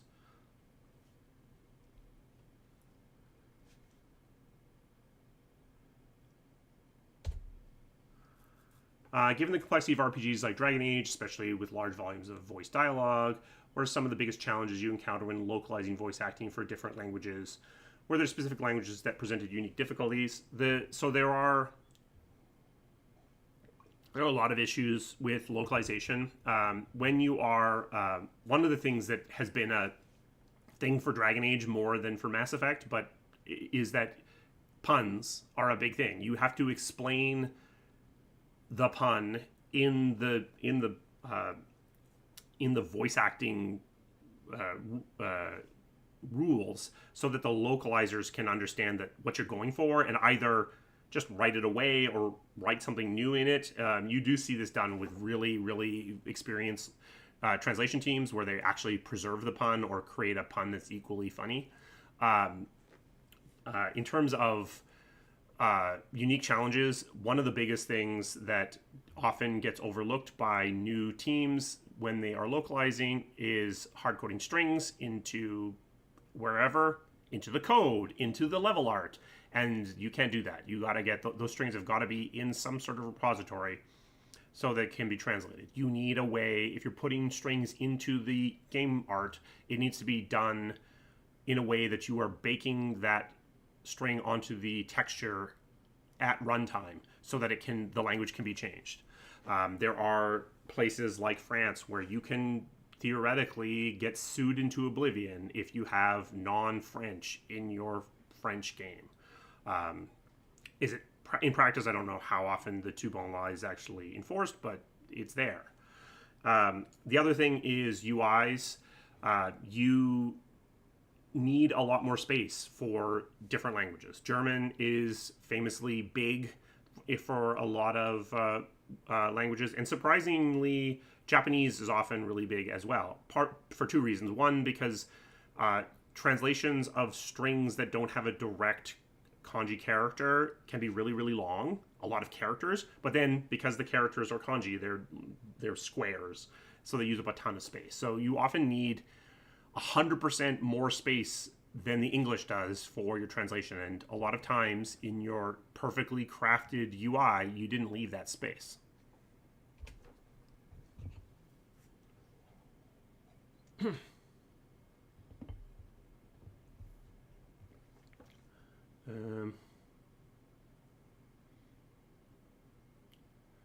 Do we know how many people actually play games in languages other than English?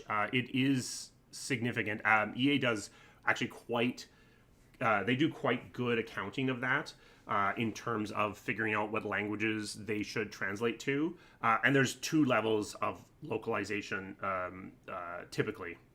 You can do just leave the VO in English, or you can do deep localization. The cost difference is staggeringly different between those two, obviously. And for something like Italian, for example, usually you're not selling enough copies to justify doing VO, so you do just text. The number of people that play it outside of English is very regional dependent. Dragon Age has never done special translation for the Nordic countries, so Sweden, Norway, and Finland. And so it's English, and it sells like really well in those territories, given how big those territories actually are. Whereas France, basically games that don't have deep French localization essentially don't sell there at all. So it is very dependent on the territory in terms of how many people would rather play it in English, will not play it if it's only English, or something in between.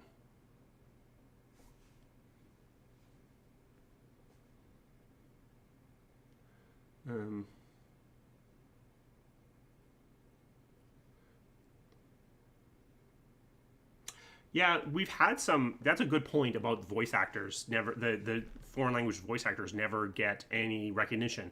We've had some really good ones in the past, and they don't really get a lot of attention.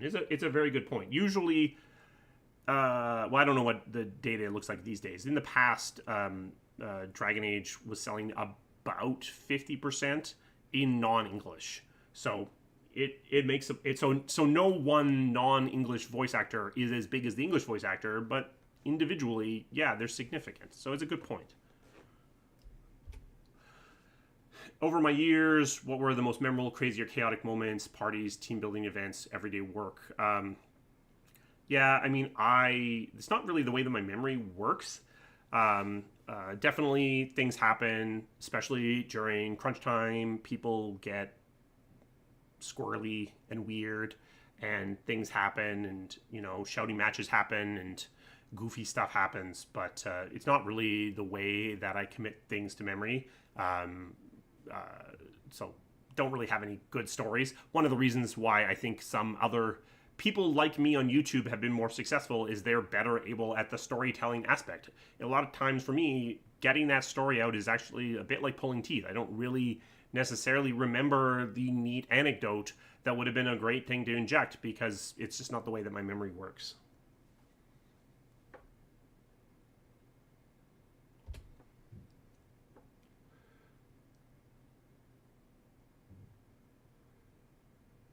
why do I think that later Dragon Age books like Last Fight and To Venture Knights were not officially translated to different languages anymore? I'm sure it was purely financial.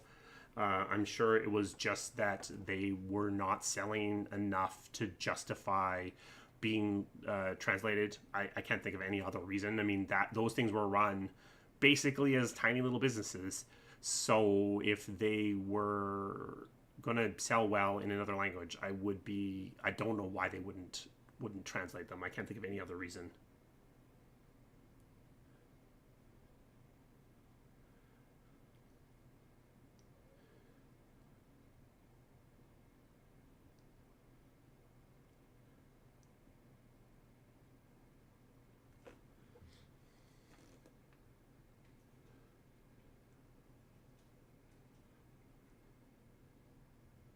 I've read the Dragon Age books. I think I've read them all.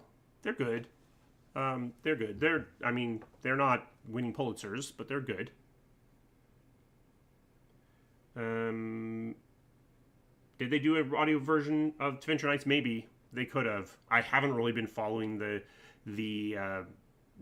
biz dev side of BioWare since I left, so it's possible. Back when you're starting to work on Baldur's Gate and the Affinity engine, why did BioWare decide to build its own engine rather than using existing technology at the time? Were there even off-the-shelf engines available? And what are the key limitations of that era most influenced the engine's architecture? Yeah, so basically there wasn't. I mean, I think Unreal was around, was it? Maybe. But you could get like the Doom engine and stuff. There were some engines. They were not built for 2D. And they were much more limited. They were much more graphic engines than they were game engines. So you're going to be basically building your game on top of it anyway. You weren't getting a bunch of other stuff alongside of it. So you weren't getting as much as you do now. So were they viable to make a game like Baldur's Gate? Basically, no. But you have to remember, like, the min spec for, well, I don't remember if it's the min spec, but I mean, like, my dev PC for Baldur's Gate 1 was a Pentium running at 120 megahertz. Like, these, and the thing needed to run off of disk because we didn't believe that people would have enough hard drive space to install the entire thing onto their hard drive. So it had to be able to run off of a CD, off of 5 CDs. It had to be able to handle that. It had to handle relatively small install, and very little memory. Like, I think the minimum amount of memory needed was like 16 megabytes, maybe. So 1,000 times less what you could find in a decent PC these days. So yeah, so lots of things. It's very different. But also, you know, the Infinity engine is what, like 300,000 lines of code. Frostbite's like 10 million lines of code. Like, we're in totally different worlds.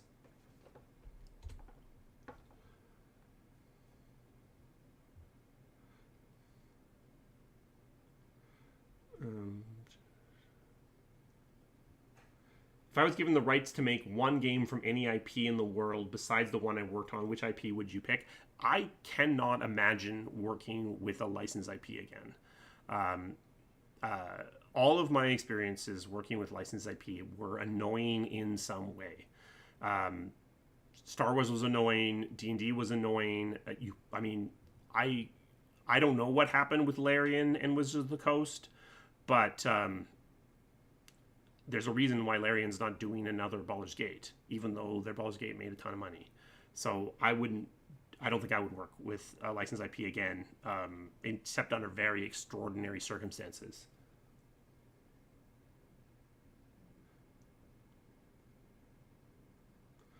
Do I think someone will try to make Origins again? I mean, you can do it. I would say that if you were going to try to make a game with Origins, so like the Origins from Dragon Age Origins is what the question is. I think the way to do it would be to either put a tutorial section in front of the Origins. So come up with a way that you play through the tutorial before you go into the Origins. so that you don't have to replicate all the tutorials, or do the origins as flashbacks. So again, you're after the tutorials, or you do minimal tutorialization in the origins, so that you're basically teaching them how to walk around, but you don't really have combat there. Um, and then you get out of the origins and you do most of the tutorialization after that, or something like that. Like the big thing that makes Origins such a problem, it's not really that it's content that only 1/6 of your players see, which it is. But I mean, if you're making a RPG, that's par for the course. You're making content that some people aren't going to see. It's very obviously that, which I think a lot of people on the dev side find annoying, but I think that's fine. I think it's really that you are having to make one thing, which is the tutorials and the onboarding, 6 times or however many times.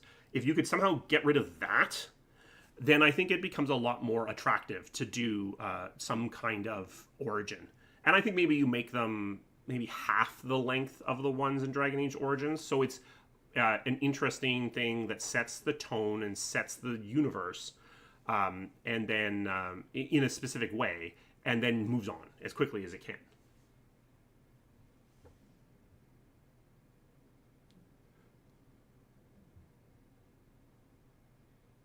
Yeah, I mean, that's the thing. Is the interesting thing about an origin is that it is able to set the tone of the universe in a biased way. That's kind of an interesting idea. But you're also asking the player to make a choice before they know what's going on, which is also kind of the point, but not necessarily a good thing. Oh, there's a question about the statue. This statue right there, that's the 20-year anniversary thing from BioWare. So they do statues at the different 5, 10, 15, 20, and then 25 year. 25 is a custom built statue, but I didn't make it to 25 as an employee.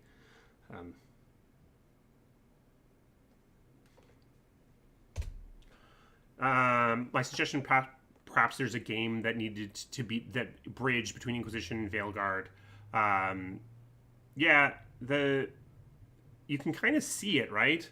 Like the beginning of Veilguard is like the end of a game. So that's the game. That's the game that's missing.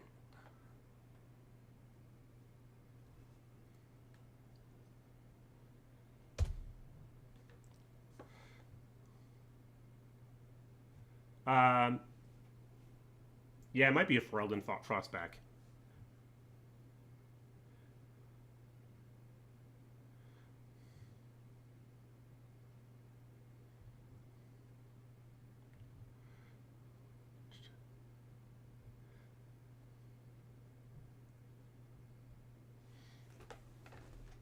Yeah, I mean, obviously, if that game existed, things would be slightly different. But yeah, like a Joplin that ships in 2019 probably ends with you. It probably ends with something a lot like the beginning of Veilguard. You stop Solus from killing everyone, and the old gods get out, and then if it's done the way that I was pitching, you probably was not the plan, but this is probably what ends up happening. Is you probably end up with Joplin is stop Solus, then the Joplin 2 is stop Gillenane, and then Joplin 3 is stop Algernon. That's probably what ends up happening. That's probably and then you end up with a Rook trilogy or something like that. And that's what the trilogy ends up looking like. Something like that. I've already answered that several times on what I think is going to happen with Dragon Age. I'll say it again, I guess. I don't think there's anyone at BioWare that's going to be able to pitch another Dragon Age game. So I don't see for the time being, at least for the next several games, there's not going to be a Dragon Age game. If Mass Effect does well, there'll be another Mass Effect game.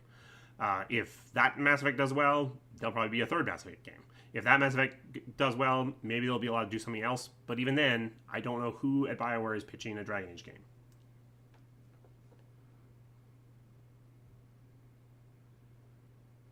Um, yeah, like there's some Gillenane stuff. I think they just didn't print it. There is some Gillenane stuff in the concept art. What are the core competencies you look for at developing first game? What kind of stories would you think are of proper scope for developing a first game? What kind of gameplay experiences speak to you most, or would you want to focus on in an attempt to game development? My advice for people that are trying to make their own game is to just make it. Do lean into the things you're good at. If you're a writer, make a game around writing. If you're a programmer, make something with interesting gameplay that you can do something interesting with code. If you are an artist, make something with cool, interesting art. I would say that whatever you are good at that is related, you can probably make a game around that core competency. And the best way to do it is to do it. And then once you do that, then you'll figure out the first one's going to be rough. So make something you can make, and then move from there. That's my advice.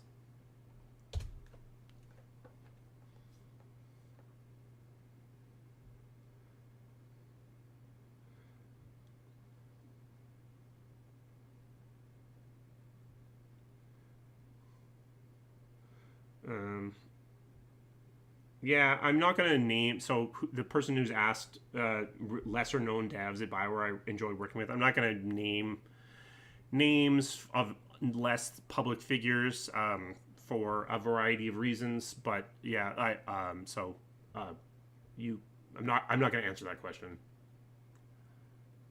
Um, what are the odds I could rebuild Bioware independently and pitch EA to license Dragon Age for a redemption game? I don't think could someone build another studio that made a game like a Dragon Age? And sure, you would have to make a game. So here's how you would do that. First of all, yeah, you would probably need to be someone like me. You would have to make a game studio and ship at least 2 RPGs that were well respected but limited by budget.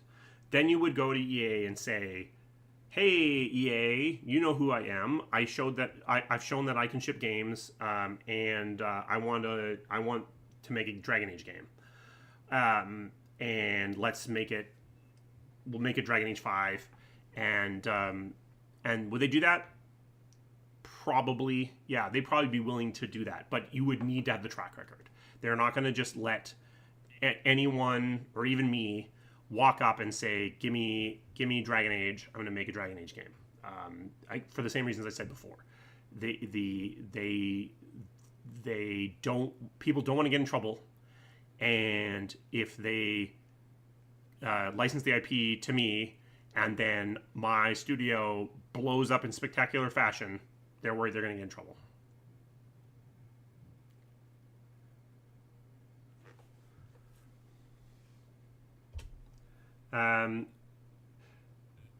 What do I think about the fact that console exclusives as promotional tactics are slowly fading away, and how much time may pass before Sony starts to drop all of their games on all platforms? They're hiring a person to do this right now. So I think it's happening. It's starting to happen right now. I think that what happened is that Sony used to make all of their money by charging people $10 to ship a game on their console, and then they made a ton of first-party development, and that was very successful. And now they're realizing that they can make more money if they put it everywhere, and they care less about the hardware. And that's what's going to happen. It's happening. It's happening right now.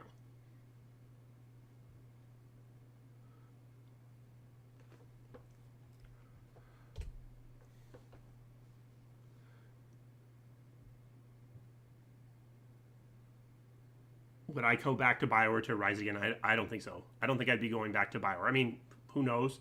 I guess if Andrew Wilson or whoever eventually replaces Andrew Wilson came up to my house and threw a bunch of money at it, would I say no? Probably not. There's probably a price. But no, I can't imagine myself going back to BioWare at this point. I honestly can't imagine myself being a full-time employee at any large studio at this point, to be clear. Um,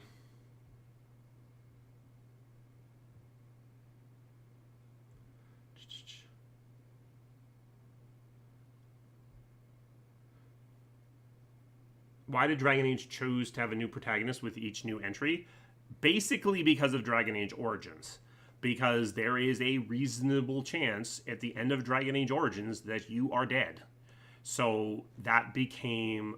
So we basically, for Dragon Age 2, needed a new protagonist.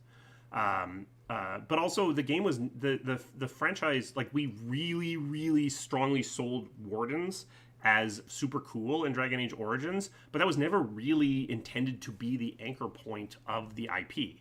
But yeah, like Dragon Age Origins, chances are, or at least reasonable chances are, you dead.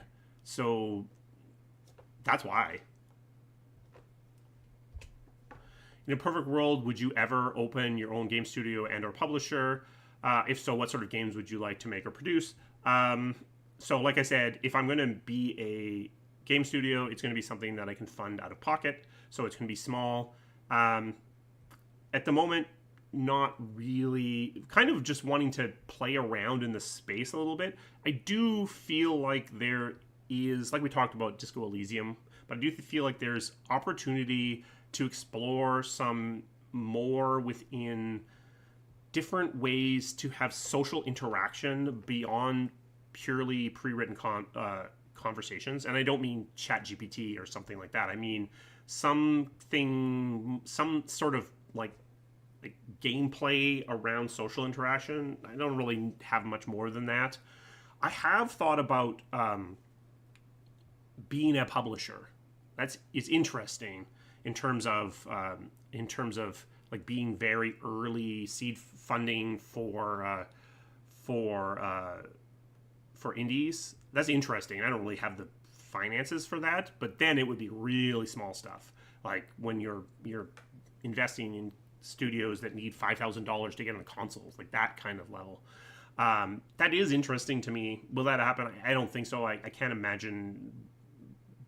I'm not in a position where I'd be willing to risk the money, even the small amounts of money I'm thinking of. Maybe there's a world where that happens, but that I don't think so.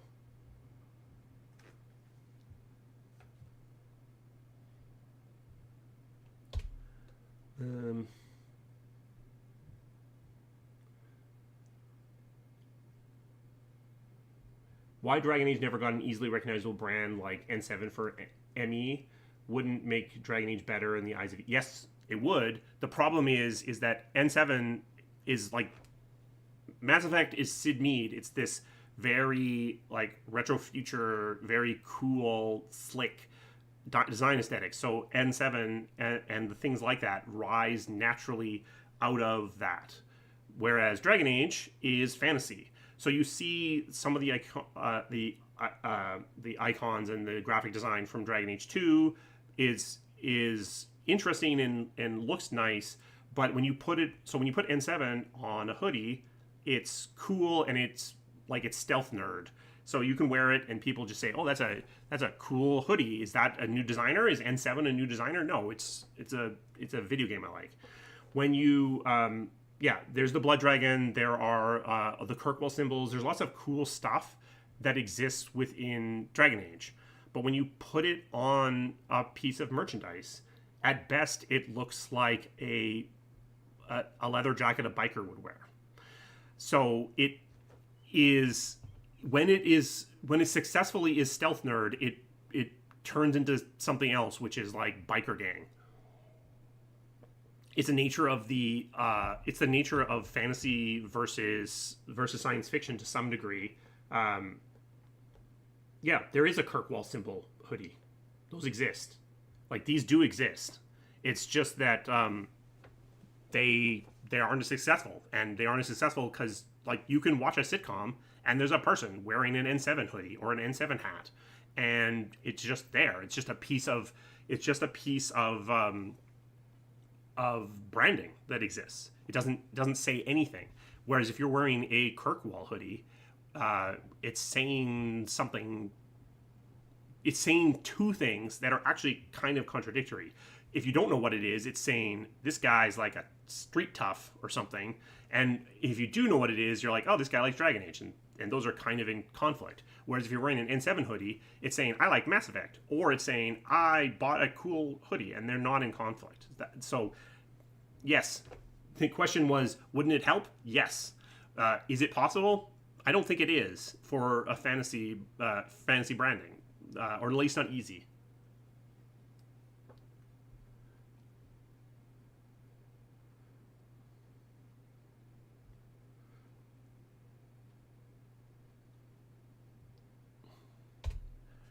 If Dragon Age Origins Remake pushes into production, okay, which parts of the game would have to be reworked, changed? I don't know. I think it's a question you really have to ask yourself. So again, we're talking remake, not remaster. I think if you're doing a remaster, you do nothing. You just make it prettier, and you just, maybe you put a thing up saying, this has got stuff in it that probably doesn't fly in 2026, 27, and you just don't touch anything. But yeah, there's some stuff in there. I actually wonder about City Elf Origin because it's I feel like the Broodmother stuff is worse. City Elf is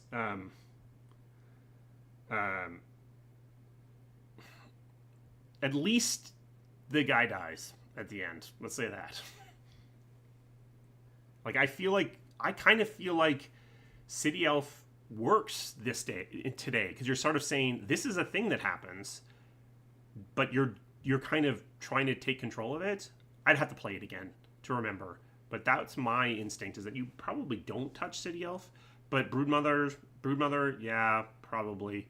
But yeah, anything you touch is gonna make some people mad. So you got to go in knowing that.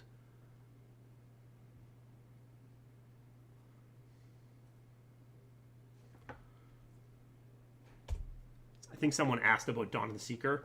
What was the idea about Dawn of the Seeker? The idea was someone wanted to pay us to make a cartoon, and so we made it. Yeah, basically.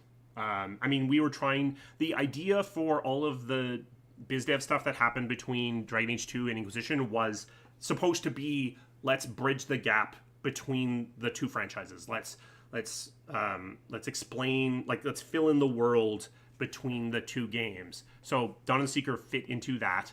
It's explaining a little bit more about Cassandra. So that's basically what it was. But yeah, the biz dev at BioWare, very successful, but basically always operates under the stance of, we will only do a thing if it makes us money, and if it isn't detrimental to the IP. Dawn of the Seeker, for some people, I guess, gets to the point of being detrimental to the IP. I actually think it's fine. But yeah, it was a thing that people were willing to pay to make.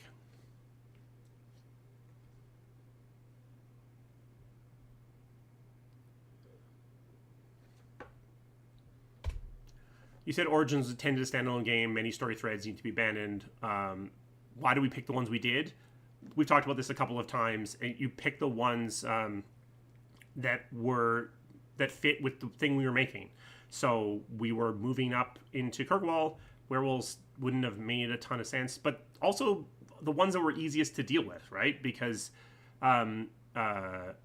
Mages and Templar... So werewolves is a giant quantum problem. Like, you could solve the werewolves, in which case there are no werewolves. Or werewolves could literally be taking over Ferelden, in which case, that's a big delta. Whereas Mages and Templars at the end of Origins, they're a thing that exists. They're not really that different. So basically, we dropped the ones that were where the deltas were too massive. Like, there's still supposed to be a civil war coming under some of the endings, depending on what you did in Orzammar. Or I think it should have actually already happened at this point. And I think that's just been quietly buried because, what? Because it was, if it has to happen, basically that's the short answer. If all universes were the same, then that's a thread that continued. If there were vast deltas, then that's a much bigger problem. I mean, Felicia Day was. We were making that piece of DLC, and wait, what order do we? Because I think the DLC predates her thing. So yeah, I mean, we had a relationship with her one way or another. So that one was. I think we did still make money, but yeah, I mean, that was someone was interested in working with our IP. We respected them. We wanted to do something. Um,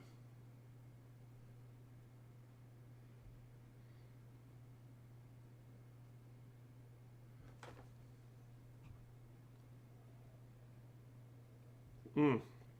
What happened with yeah? So there's a question about the tie-in game Dragon Age Journeys. I'm pretty sure what happened to that was that the Facebook game landscape basically imploded around then, but I don't remember for sure.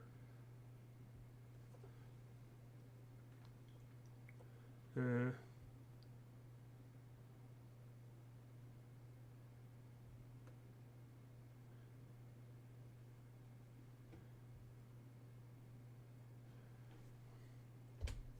I've heard it said multiple people there was going to be another expansion for Dragon Age Origins, which later got turned into what we know as Dragon Age 2. Do you remember what the original iteration looked like? Can't find any online information about this. Yeah, so this is a place where I don't really remember this, but David Gator does. So I think there was an expansion pack being worked on. My guess is that it was something that I don't really know because I don't remember this. It doesn't mean it wasn't happening. I'm pretty sure David is right that it was happening. I just don't remember it really at all. And so there was some writing done, I guess. And I'm guessing it was probably going to have the broad strokes of Dragon Age 2 would be my guess. You know, with the Mage Templar stuff happening in Kirkwall. I don't know if it was in Kirkwall or not, to be honest.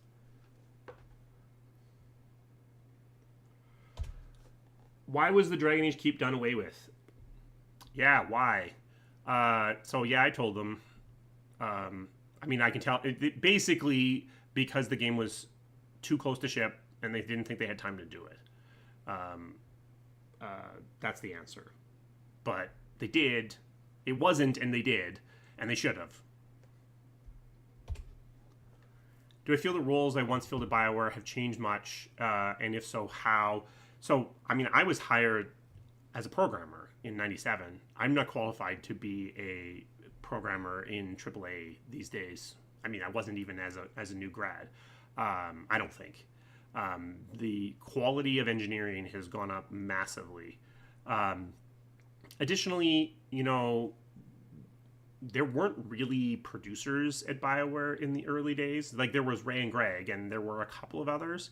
So production is a role that's definitely matured. So the short answer to this is what's happened is roles have specialized massively. As teams have gotten bigger and bigger, roles have gotten more and more specialized. I think often to the detriment of the teams as a whole, but bigger teams require more specialization. So that's the big thing.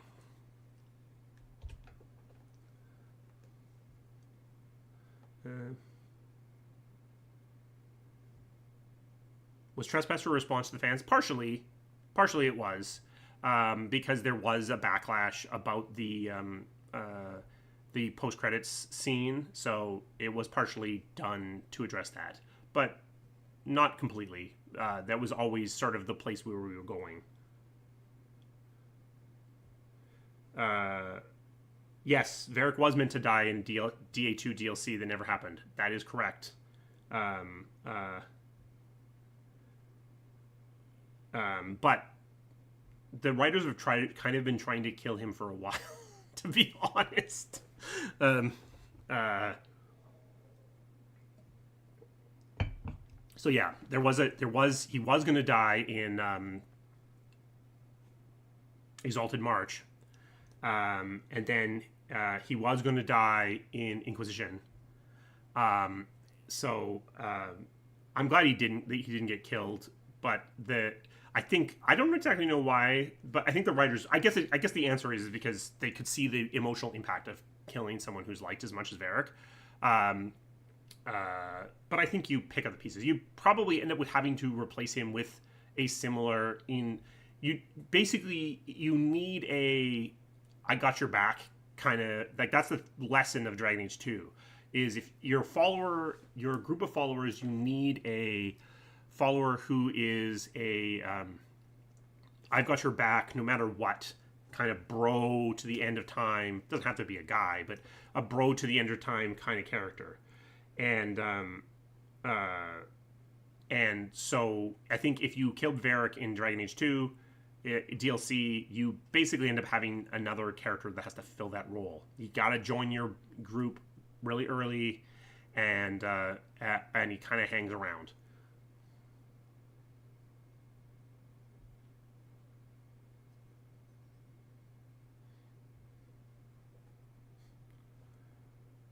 Do I remember who was developing Heroes of Dragon Age? Yeah, it was the it's the same team that actually made the Star Wars mobile game. I don't remember what it's called.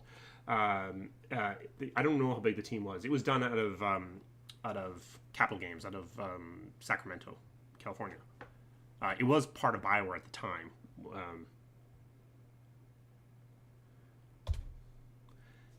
Any thoughts about being a Canada-based studio influenced the work culture or final products? So in the early days, it made a huge difference because salaries were way lower, and because of the exchange rate, we made more money per copy sold, so it made a huge difference. But and I do think that that's been eroded away to a large degree. I mean, the exchange rate's still relevant, but salaries after we got bought by EA, salaries got a lot more in line with reality of everywhere else. But I do think that Canada has the cultural advantages of sitting beside the U.S., so it's able to have a bit of a next door neighbor kind of view on things, which changes the way that we talk about certain topics in a way that can be very insightful sometimes. Yeah, salaries are still way less than Seattle or California, for sure. Yeah, so Canada is still it's like a mid. Like I'm pretty sure that that Bioware Edmonton is on the same pay grid as EA Vancouver. So, but I think that even still, that puts it as a mid-cost location compared to San Francisco or LA, which are high cost. And yeah, but so it does make a difference, but less and less, I think.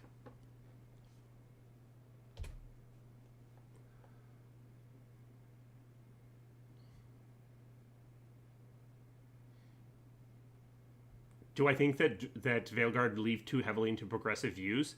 Um, no, but I'm not going to expound on what I'm about to say in this, but because I have to lock my thinking down a little bit more. Someone made an argument to me in a comment somewhere, and I couldn't find the comment again, that Veilguard isn't woke enough, and I do think there might be something to that view. But I'm not going to expand on that. Do I think BioWare is in danger right now with this situation regarding their IP? I'm not sure what you mean by that. Like, is BioWare in danger of being closed? Maybe. Is BioWare in danger of losing control of their IP? I don't know what that would even mean because they're owned by EA and EA owns the IPs.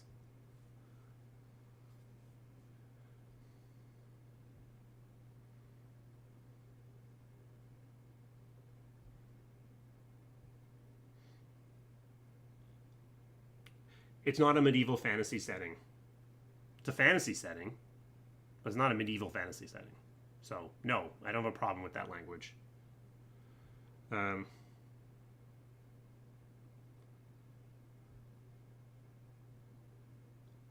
yeah, I mean, Andy's right.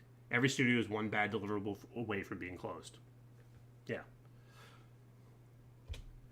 While I look to work on another game, what kind of IP would interest you to explore? Like I said several times, I'm not going to join. I don't kind of see myself joining my joining another team as a full-time employee, but I am working with other studios, helping them get ready to ship, getting themselves into situation to ship. Some small indies get their pitch decks ready. Um, I, I don't feel like there's an old tragically hit song. I ain't no movie star, but I can get behind anything. That's kind of my feeling on IP, to be honest. Said last to Canada for everyone. No one who knows who the Tragically Hip is. Um,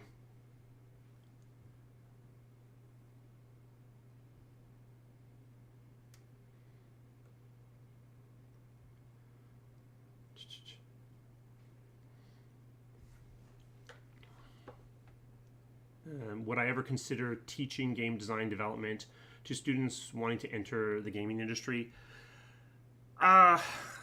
I don't know. Maybe. I mean, kind of. That's what my channel is in a weird way. But I'm not a professor. I'm not a trained educator. So, I have done guest lectures. So maybe I could see that possibly. Um,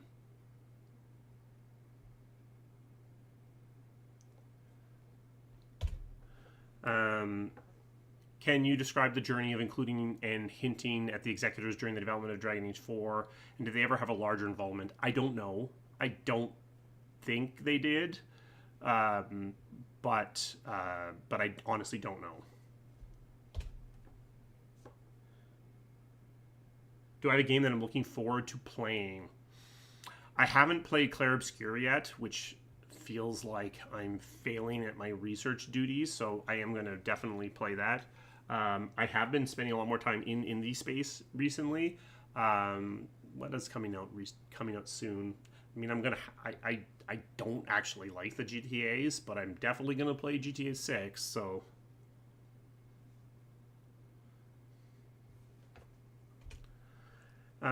seemingly the Bioware style RPG, in particular real time with pause and crunchier combat systems, fell out of favor. Didn't seem like more action focused RPGs did better. At the same time, we have turn based combat being pretty popular. BG3, Clair Obscur Obsession. Do you have any thoughts on that? I just disagree with this. I think that there are RPGs in the space that are doing fine, and there's room for, like I said, 3 or 4 a year, and what we get is what we get. The Clair Obscur style combat is easier to make for a variety of reasons to a real-time style of game. The pause and play Bioware style is very Bioware, which is why it's not that it fell out of favor. It's just that it's essentially what BG3 has effectively. I mean, I don't know how BG3's style of combat is. It's different, I guess, but you can play it real time. I did at times. So it's very much inspired by that style of combat. So I think this is a flawed question. I think that RPGs are thin on the ground, and so trends can look like they are appearing, and I would argue that in many cases they aren't. It's just the nature of what happens to ship in a given year.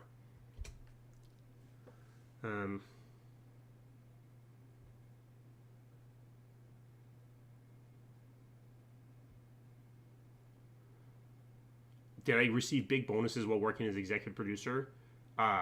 Yes, I did. Sometimes.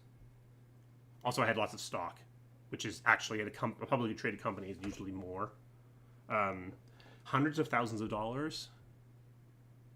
I don't know. Maybe.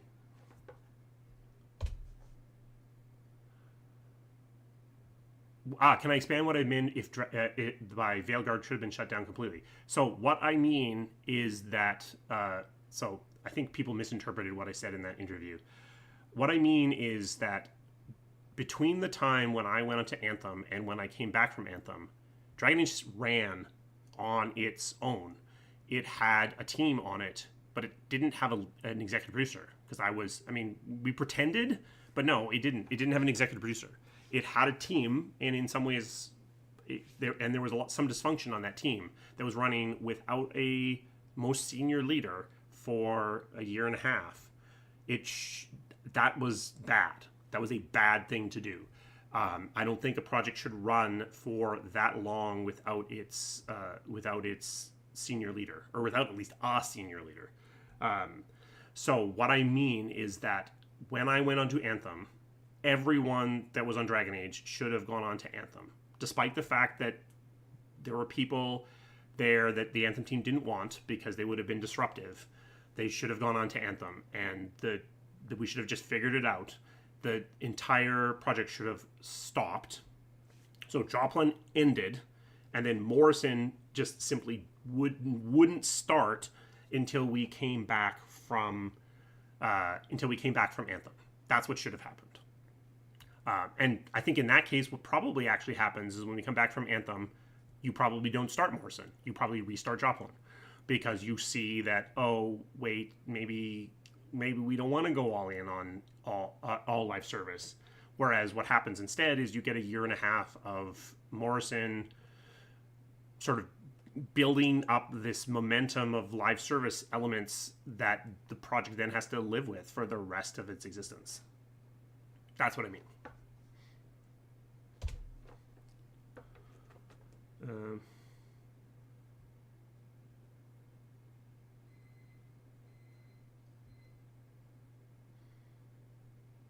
What kind of Dragon Age game would I want to make if it had Baldur's Gate 3 budget? I mean, Veilguard spent more than Baldur's Gate 3. But I do think that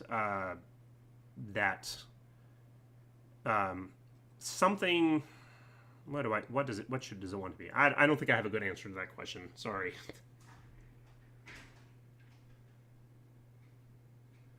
In the near future, do you think we'll see a Choices Matter franchise like Dragon Age, choices impacting future games? I do think we'll see that.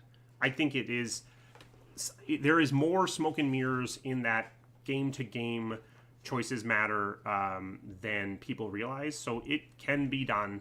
It just requires a commitment to do it. But it also requires you to make several games in a franchise, which doesn't always happen anymore.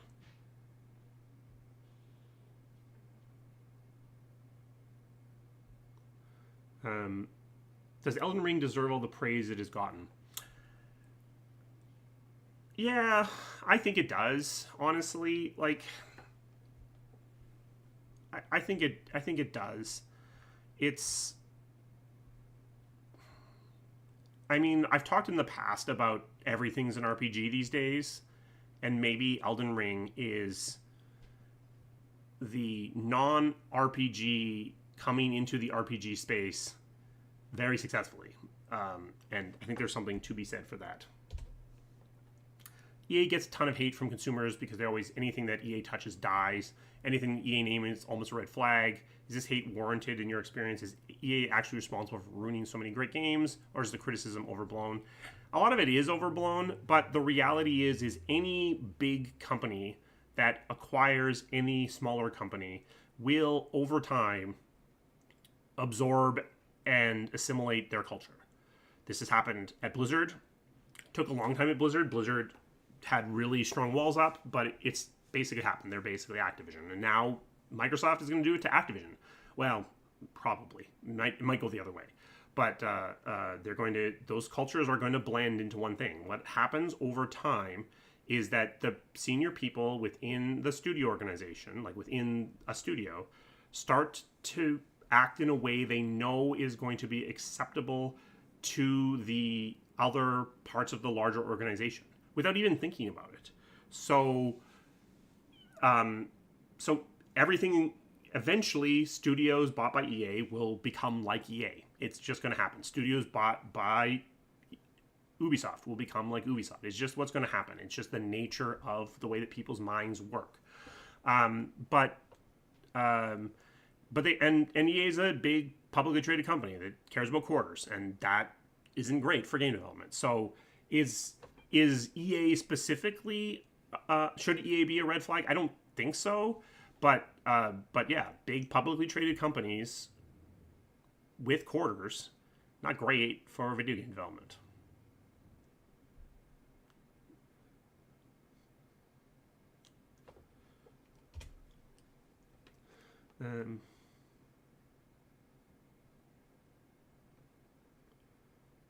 Is there a particular genre I would like a crack at developing?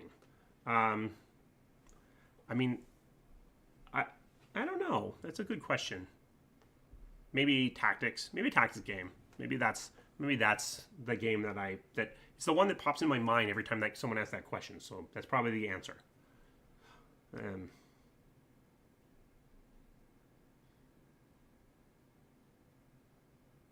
yeah, studios change over time, even if they're not acquired, for sure. But the thing that the acquisition does is it gives one really strong magnet that's pulling the culture all the time.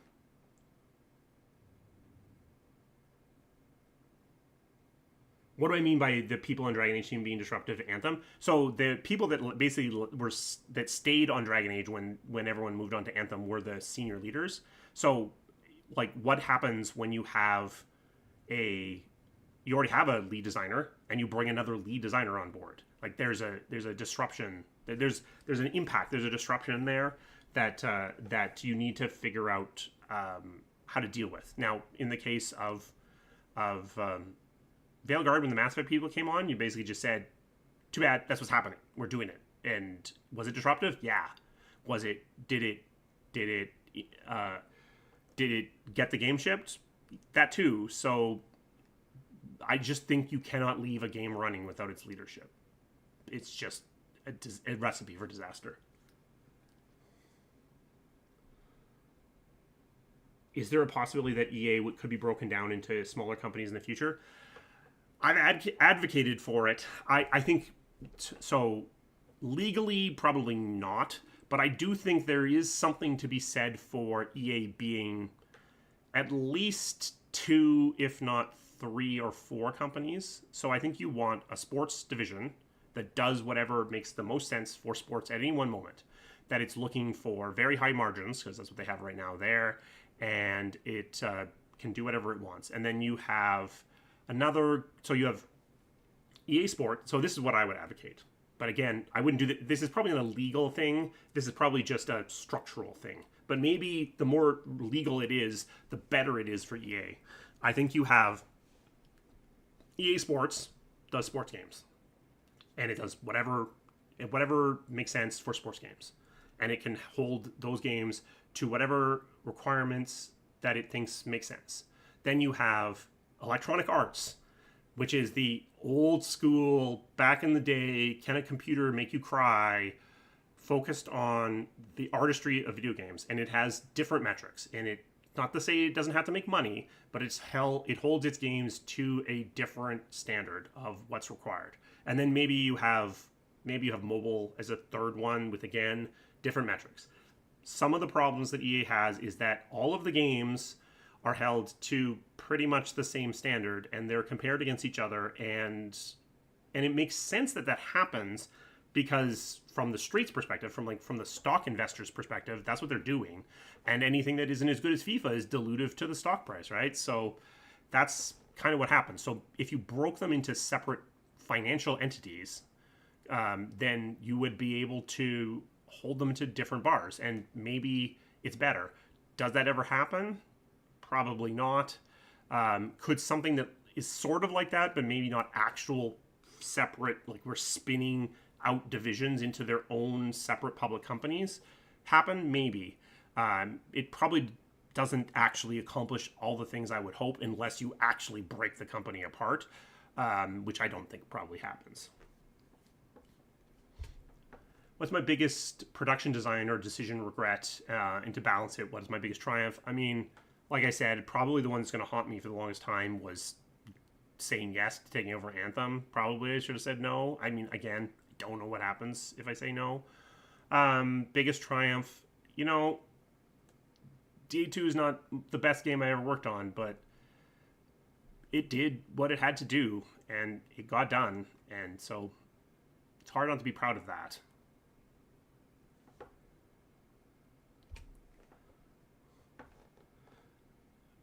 What would have happened if it had never been bought by EA? It was. I mean, there's what most people don't know is that BioWare was acquired twice. It was bought by a company called VG Holdings, which was a VC company, partially invested in by Sting, weirdly. But it was, as I understand, it was basically out of money when it got acquired. And so if it had never been acquired, yeah, maybe it ends up fire selling itself to somebody else. But if not, I think it probably runs out of money. And before Mass One and Dragon Age Origins ship, and maybe that's what happens. I don't know, or some kind of compromised Dragon Age Origins ships to try to keep the lights on, maybe.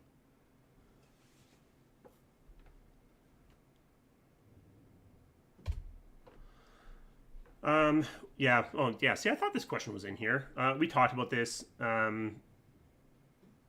Yeah, there are games out there. Yeah, maybe Larian, maybe CD Projekt Red. I think CD Projekt Red is probably right.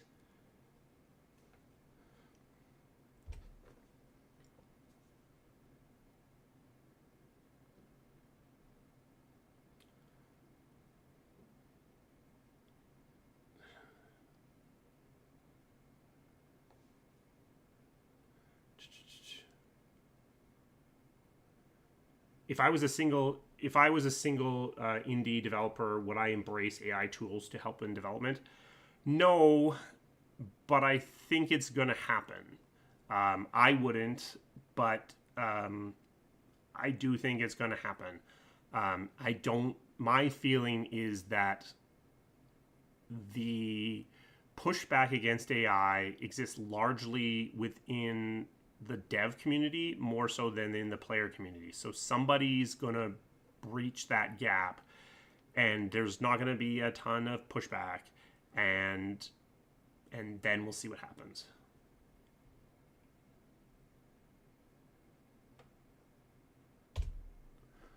I've read about Mass Effect and Dragon Age teams operate quite differently, development process, internal culture, how they were supported by EA, etc.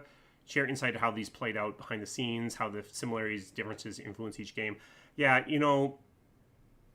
I made a deck, I call it my most sarcastic deck ever, about, so the cultures of the two teams are fairly different. Casey and I lead in pretty different ways. I am more collaborative. Casey is more visionary. But the reality is the truth of the matter is the games are very, very similar.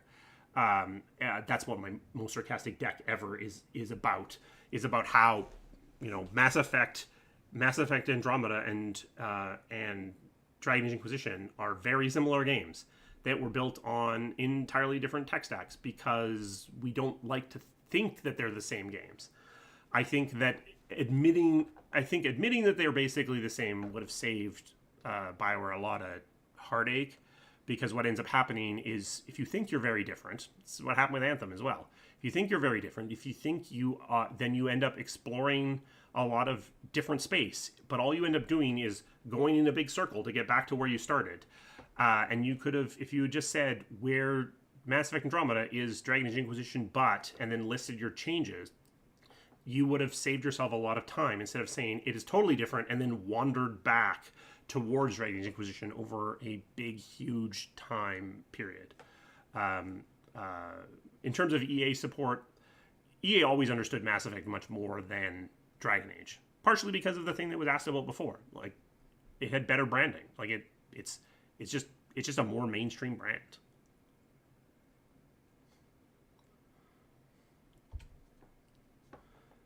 Do you think there's a game that are RPG labels that don't quite fit the category? I hear Elden Ring is an RPG. It's more battle oriented rather than. I mean, I think everything's an RPG now. I don't think we have a good definition anymore, because, like, I think for some people, an RPG is I have stats that get better. So then that's almost everything. A lot of sports games are RPGs by that definition. It's for some people, it's like I fill a role. But does that mean, like, if I play Madden, but I play with make a player, is that an RPG? I mean, there's a story, and I get stats, and I get better. Is that an RPG?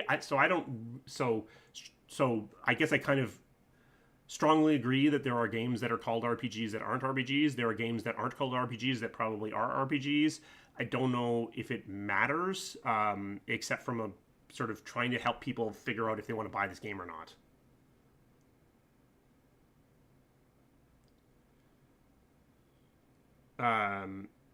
Do I think Mass Effect appealed to a different audience than Dragon Age? They do. The actual overlap is only about 50% between the two franchises. As I recall, the data on Inquisition was that the EA game that the other EA game that most people the most people that were playing Inquisition had played was Battlefield. Now, that's probably just because Battlefield was sold so well. But I'm pretty sure the overlap with Mass Effect is only about 50-50. So yeah, maybe. I don't know that the executive understood the different audiences clearly enough. Well, shooter. I think the fact that it's a shooter is what helped a lot too.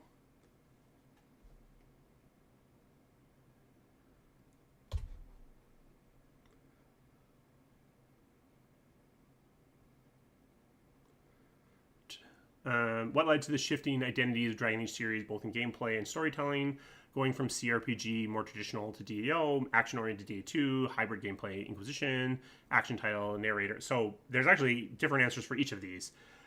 So Origins to Dragon Age 2 was in part because that we were just being pushed to be a more mainstream title.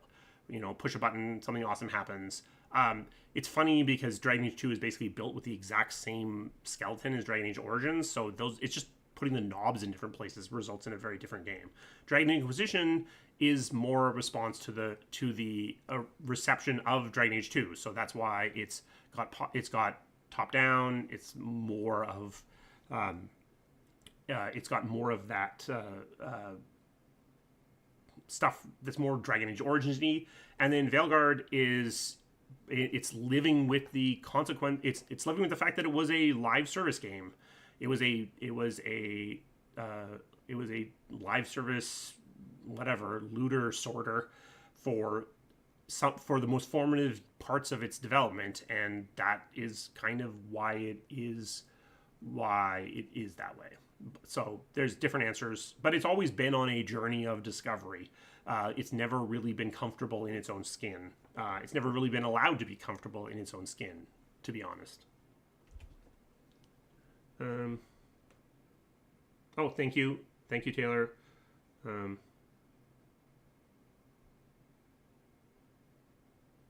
Yeah, I mean, there has been historically some studios, BioWare included, have leaned away from using RPG as a label because for some people it's actually a reason they won't pay attention to a game. But I think that stigma has largely gone away.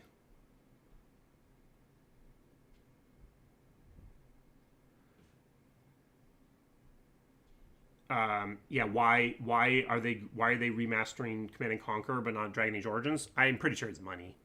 I'm pretty sure it's just like it and I don't know who's doing the Command and Conquer remaster, but for Dragon Age Origins to be remastered, it would have to be done by BioWare, and they'd have to do it within their own budget envelope, and they probably do not have the money to do it. So that's basically what it comes down to. I'm pretty sure that EA would say yes if BioWare said we want to do it and we can pay for it. I don't think they would shut it down. It's just that BioWare has to find the money to do it themselves, and they don't have that money. Will I ever reveal what game studios I'm consulting at? Sometimes, some of them no. Some of them you'll never find out about. I won't even appear in the credits. Some of them I will. Some of them you'll find out about at some point in time. Sometimes the studio ceases to exist. So, were there any talks about talking Darkspawn as a companion in one of the Dragon Age games? I think so. I remember a piece of concept art, but I can't remember what game it was. Maybe it was DA4. But I do feel like the answer to this is yes, but I don't remember when.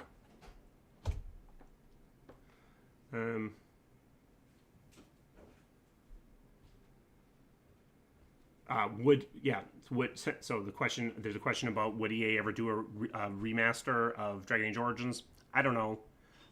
Right now, like I just said, BioWare would have to do it themselves out of their own budget.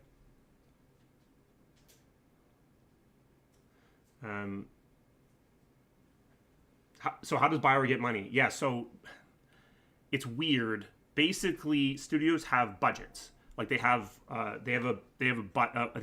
budget envelope basically, and kind of get to operate with that envelope. And then they are pitching. They do like they can't do whatever they want. They are pitching games. Those games have to be greenlit and so on. But the to some degree, the budget envelope and the games they're working on are somewhat independent. So if they want more budget, they have to argue for that. And EA doesn't like that. They don't like giving studios more money. So typically the answer for getting more money is no. If you want to do more stuff with your existing budget, hooray, go ahead. If you want to do less stuff with your existing budget, well, as long as your financials work out at the other end, we also kind of don't care. But if you want to get more money, then that's really hard. It's really hard for EA to say yes to that. What are my thoughts about RPGs like Expedition 33 and Baldur's Gate 3? Do I think they prove there's still a place for RPGs to thrive in game space? I don't think RPGs have ever gone away. I just think that the space is relatively small, or there's room for a relatively small number of games, because the games are typically pretty long. And I do think that there's a massive difference that people don't understand between Expedition 33 and Baldur's Gate 3. Baldur's Gate 3 is a huge, massive success. Expedition 33 is a huge success for its budget, but it would be a colossal failure for something with the budget of a Dragon Age or a Mass Effect. It's like 3 or 4 million copies. Like, that's amazing for what they spent on it, but that's not a massive runaway success. But yeah, there's room for AA and AAA RPGs. I think that both these games show that probably we should back away from the fidelity death cult and make games we should prioritize volume of content over fidelity more than has been happening in recent years.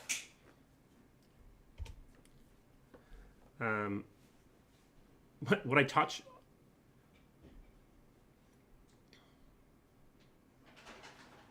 Oh, okay. So it was Joplin. Okay, that was where Darkspawn was. Yeah. Okay. What if BioWare decided they wanted to make a small type of game, AA budget? The problem with that would be to get EA to greenlight that. So if they carved whatever $15 million out of their studio envelope, so basically stole it from Mass Effect, basically is what would be happening right now, and said we're going to do a Dragon Age Tactics game. They could start it, but to get it into production, they would need to pass the formal gates within EA. And the problem with that is the problem that a lot of AAA is having right now, is the difference in sales between best game and second best game is quite dramatic. So if when you're getting into genres that are less well known, then you're running the risk that the sales organization at EA is going to put a sales projection on the thing of like 500,000 copies, and then your finances might not work, and then they might not get greenlit. So yes, it could be done, but it still has to go through the typical green light process in order to go forward.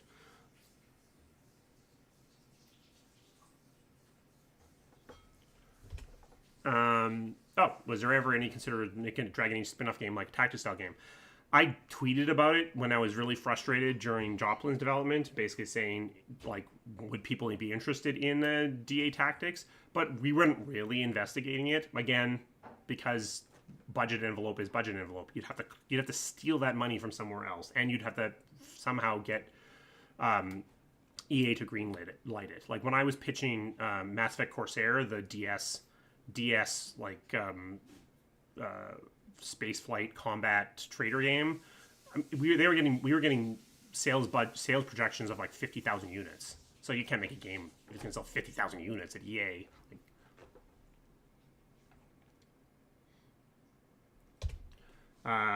Would EA ever consider selling Dragon Age IP? No, they will never do that. And I talked about earlier why they wouldn't, but no, they won't.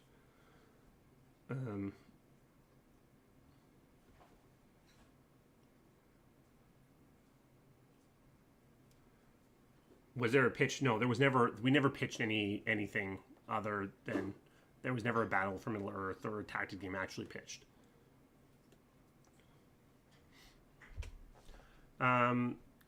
Anything I can talk about that I can consulting where I can publicly talk about BioWare, but otherwise no. Some of the studios have ceased to exist. Some of the studios are working on unannounced games, so there's nothing really to talk about there. So no, I may have to update my contract in the future to make me be able to talk about things more publicly, but nope, for the time being there is not.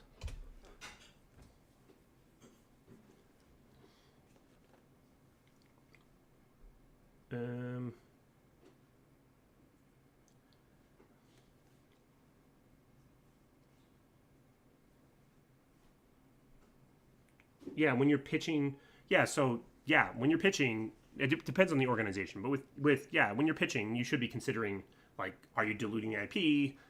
Does this even fit in the IP? Do you have the people that can even make this?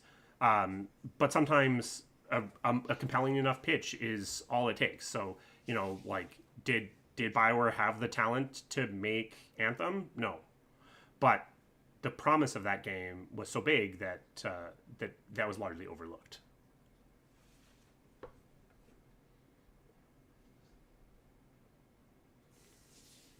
Big publishers, spend $5 million on a game that would only sell 500,000. Yeah, because there's an opportunity cost. So the big publishers love the idea of having fewer bigger games because it's just easier for them to wrap their heads around. I would argue that there is something to be said about more smaller games, reducing your risk and giving you more opportunities for viral success. But the reality is that the big publishers don't really like that, and that sales curve is pretty steep. Like, that you can make. I mean, the reason why you have a GTA 6 is because it costs. I mean, it probably costs $1 billion to make by the time it comes out, but it's probably going to sell 100 million copies, so it'll make $3 billion. And the difference between that and something that sells 500,000 copies is astronomical, and costs. The two curves are not the same.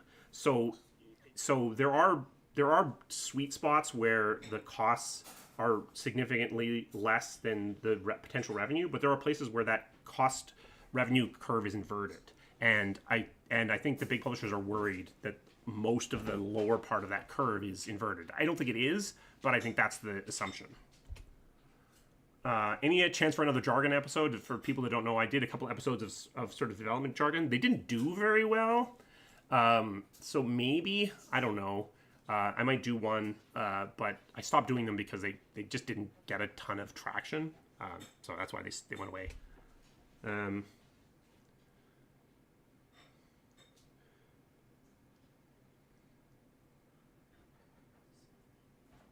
Do I think the current BioWare team would touch a Dragon Age in the future, or is the rivalry that big? I don't think it's, at this point, it's the rivalry.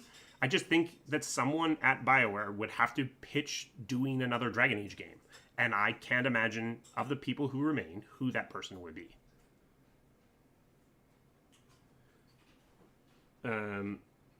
What happened to modding support? The drop after DAO was so sudden. I mean, in Dragon Age 2, we didn't have time to do anything else. It was just ship game. We did talk about doing mod support both for Inquisition and for Joplin, but it's Frostbite, so we needed to get the Frostbite team on board, and for Inquisition, they were not interested at all. And for Joplin never happened, so would it have happened? Probably not, but it was basically because Frostbite. Any direction I take my channel after the Anthem magnum opus? It is an interesting question because I didn't build the channel to be the BioWare T channel, but sometimes it seems like that's where the channel gets the most success. I don't have any interest in pivoting into that. So after we finish all of my memory and lessons on BioWare, then I think it will continue in this way. I am looking at doing some more dev stuff, but I mean, I've been thinking about that for a while and I haven't really started, so I guess we'll see.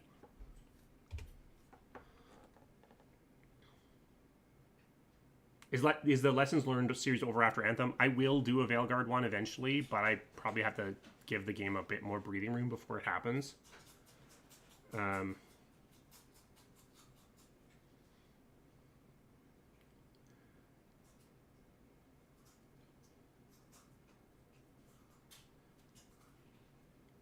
it was up to me, would I have Dragon Age Origin Combat as the basis?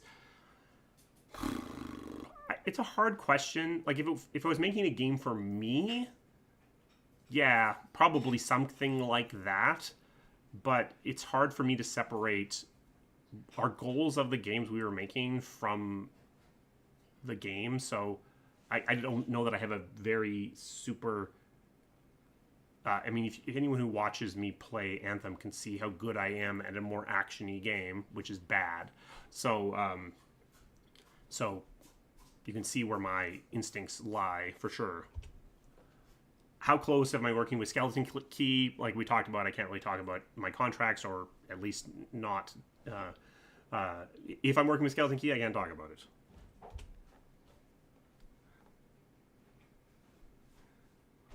DICE also has trouble with Frostbite. The loss of talent or something wrong with Frostbite development. So Frostbite is built to be unapologetically performant. So, like, I described it before as the difference between Unreal and Frostbite is an F1 car and Unreal is a NASCAR. F1 car can go so much faster than a NASCAR. But if you don't know what you're doing with an F1 car, you're going to ram that thing into a wall at 300 miles an hour. Whereas a NASCAR, you can kind of drive it like a car. If you need to, you could take it and go get groceries in the thing. But you're not taking your F1 car to do that. And so the Frostbite is optimized for one thing, or at least historically, it was optimized for one thing. Unreal is optimized to be an engine, so it is easier to use. We talked about performance. Unreal has a huge performance problem, but it's not that it's worse. It's just that it's deceptive. Whereas it's hard. Frostbite will destroy you if you don't respect it. But it's hard not to know that with Frostbite, because it hurts you so bad if you don't respect it. Unreal will hurt you if you don't respect it, but you may not know that until it's way too late. Any chances of rescuing Bioware from EA? No. EA doesn't sell things. So no. Bioware will be part of EA. Unless EA gets in such a state that either it's spinning studios off for some financial reason, or it's selling things because it's almost about to go bankrupt, which doesn't seem likely at this time. Do you think out of all the games EA could push for live service, they wanted to make a Dragon Age one? So, okay, I don't know, and I can't prove this, and the person that pushed this is gone from EA. My belief is that Dragon was pushed to be a live service because they needed an excuse to pull all the people onto Anthem. And they wanted it because they wanted everything to be a live service. But it wasn't specifically that they wanted a DA live service. They wanted everything to be a live service, and they wanted everyone on Anthem. But I can't prove that.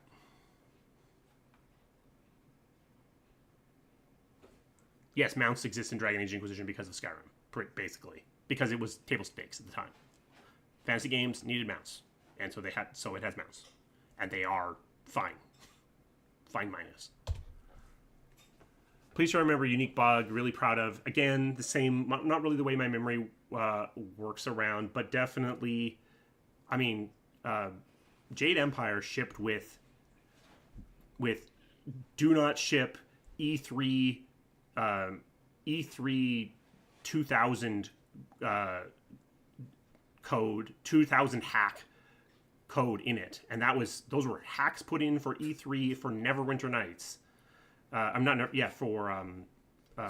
Neverwinter Nights that were still in the code. Like so I think some people in dev really like bugs. I've always found bug compilations and stuff. I've never found them funny or interesting at all. I know some people do.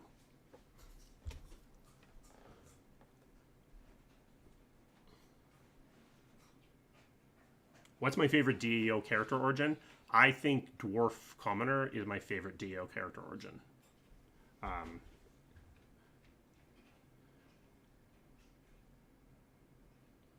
Do I have any other hobbies or interests? I do play 40K, and I've played D&D for a long time, since the 80s. So, replaying Origins. I'm just curious how it came about that the Archdemons were buried underground. What caused this? I have no idea, but I put it in here anyway. What made them dormant? I don't know. I think there is an answer to this one. I don't think this is just left to be answered in the future, but I don't know the answer.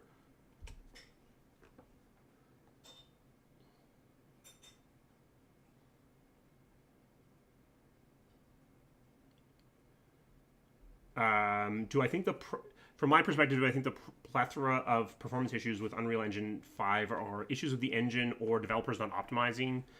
You can make Unreal run well, so I guess I would argue that both of those things are the same thing.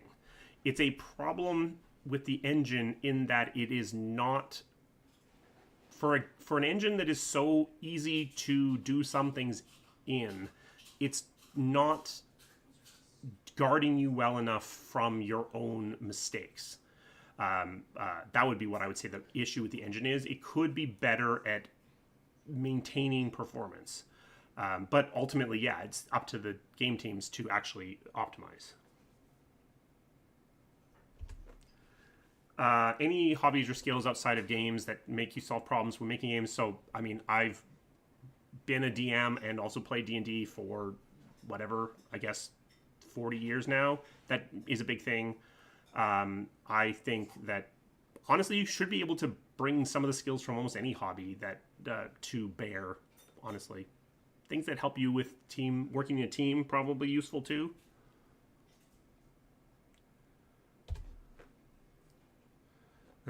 What do I think of Archetype and Exodus?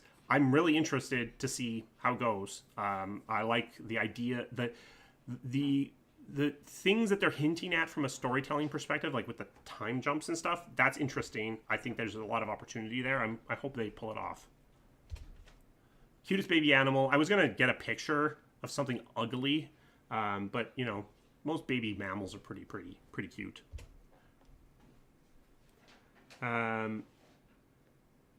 Why did Anthem and Mass Effect not respect Frostbite? I would say that it might be because Inquisition didn't have much trouble with it, but that's because they did respect it. So I think there was a certain there's always a feeling when you are in early development and you're watching another team struggle to ship.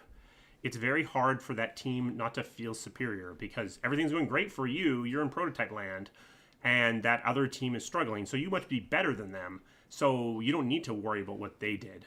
So some of it's that. Some of it I think was, well, Inquisition didn't have really have any trouble, so why would we? But Inquisition didn't have any trouble because it worried about it. So, would you recommend ever selling out to a publisher, doing whatever you can do to stay independent, even if it's harder to do so? I would stay independent if you can, but you know, there are two reasons to sell. You want the money or you need the money.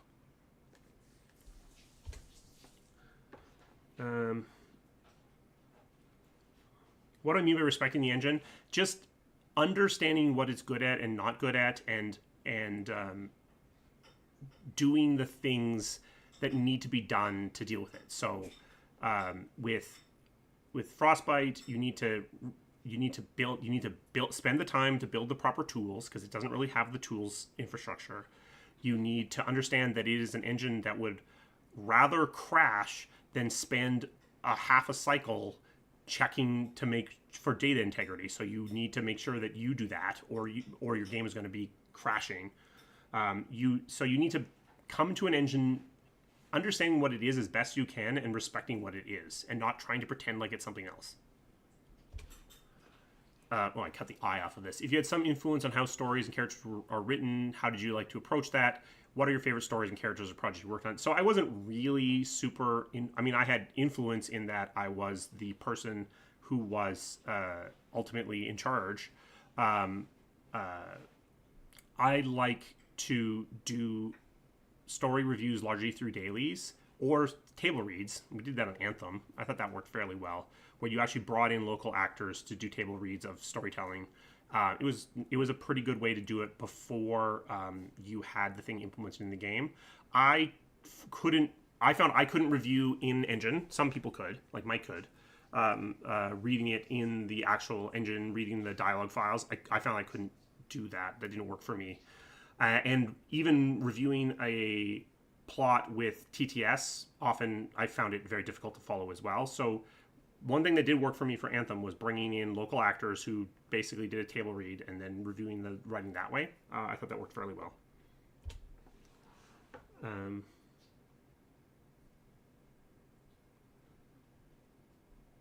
Yeah, Expanse might be good. We'll see. I mean, I like the setting, so I'm curious to see how that works.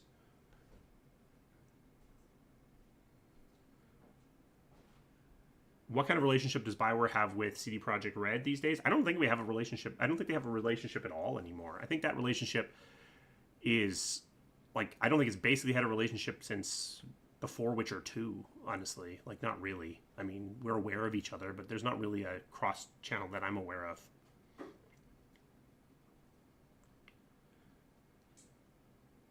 What do I think about Battlefield 6 offloading player-made map creation to Godot? It's an interesting approach. I'll be curious to see how it goes after launch. It is interesting for sure. I mean, we'll see. It might be a great idea. Before Joplin got scrapped, what was the philosophy of Dragon Age team's regards to targeting the audience for the fourth game and its tone? Would this have impacted the gameplay in some way? Well, so it was gameplay would have been more like Inquisition. I'm pretty sure we were probably going to drop tactical view still, because it wasn't used very much in Inquisition, and it is an expensive feature in terms of art, level art. So I think we were going to probably end up losing that feature again anyway. But gameplay wise, yeah, more like Inquisition than like Veilguard. Tone, I mean, it was kind of probably similar. We were headed in that direction. It was a heist kind of game, so it would be quippy. I mean, that's sort of the nature of that kind of setting, that kind of story.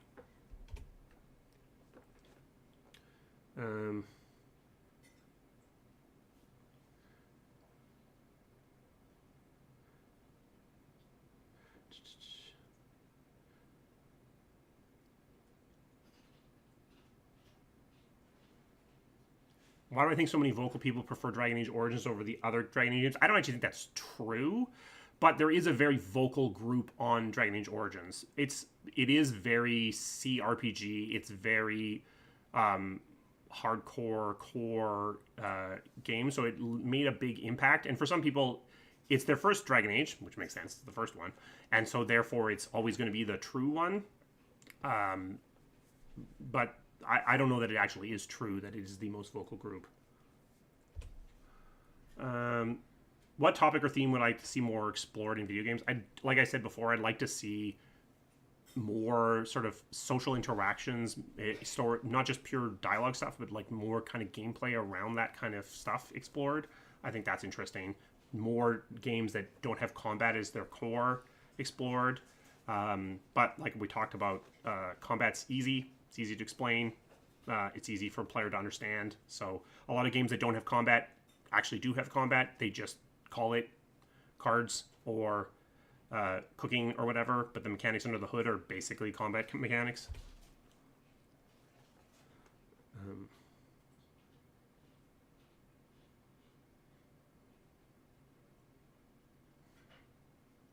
Do I know anything about the cover of Heroes? I don't know where that came from, honestly. I mean, I assume they paid for it, but yeah, they probably don't have rights to release it on its own.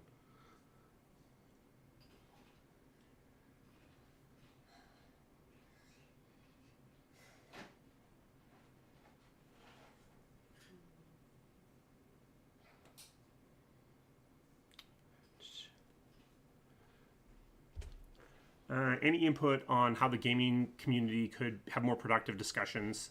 Seems like the Discord around certain games is so toxic it's almost impossible to talk online. Do Do you think there's something the developers community could do to keep things civil? Do you think that just inherent issue with social media?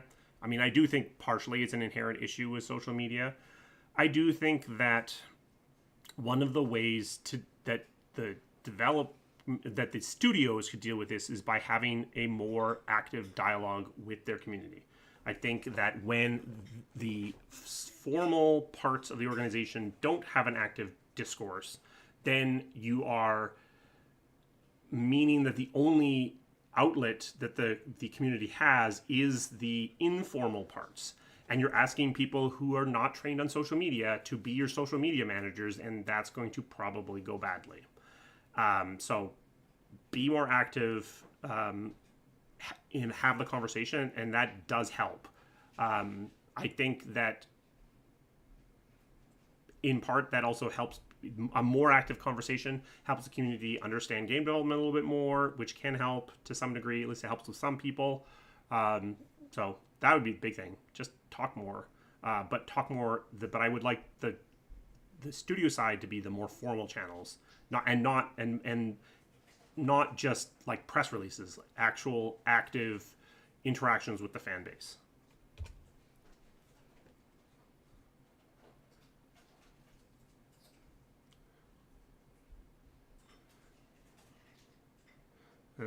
Whoa.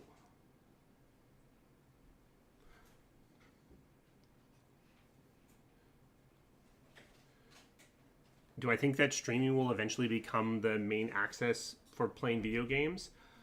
Yeah, maybe. I don't know about for multiplayer games where latency is a big issue, but I've played a streamed version of Inquisition at one point on something or other, and it played fine. So yeah, maybe. I mean, we are probably needing an upgrade to our internet infrastructure. So maybe it is too much bandwidth to really penetrate too widely. But yeah, I suspect that is probably where we're going to end up.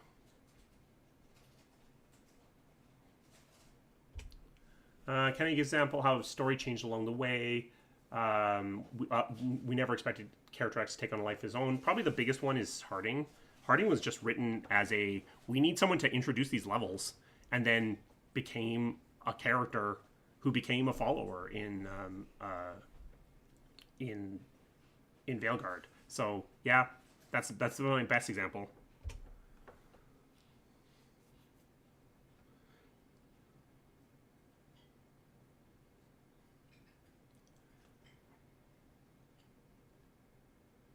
How much do I think that Veilguard's reception? Some of it, it's a bit of both. I do think that BioWare should have been communicating more clearly about what the game was and what it wasn't, and that would have helped. I do think that by not having to keep, for example, it not only didn't have its core as its defenders, some of those core were actually on the other side of the conversation. So it's a little bit of so there are problems in the game for sure, but also I think it could have done a couple of things in terms of interacting with the community, but also in a couple of relatively small features that would have made a big difference. How is BioWare historically approached hiring and developing junior developers? Was there structured mentorship or training program? Details on relocation process. What kind of specialist does BioWare typically relocate to Canada and the US? So there are some immigration requirements. I think the requirement for Canada is you need to have either a 4-year degree or 4 years work experience to move to Canada. I think the US is probably something similar.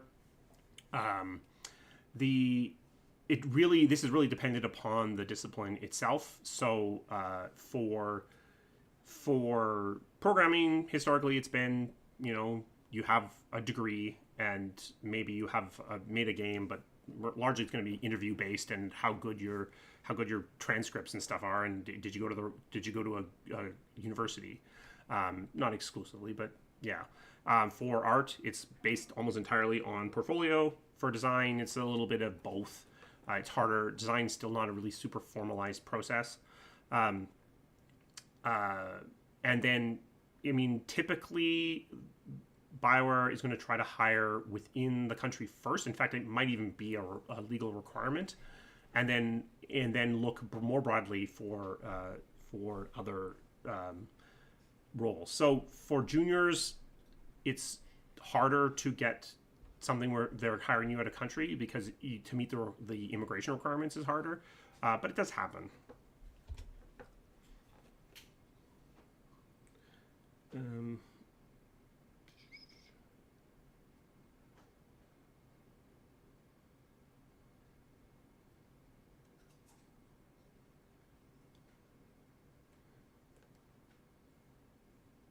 What is a small detail in games that escapes most people's notice? I really love a game that does something cool with their credits, because it's the sign of a team that's really interested in doing cool things, because usually it's done really late. And so to have a team that does something cool with their credits, either they did it early or they were just having fun with the development process.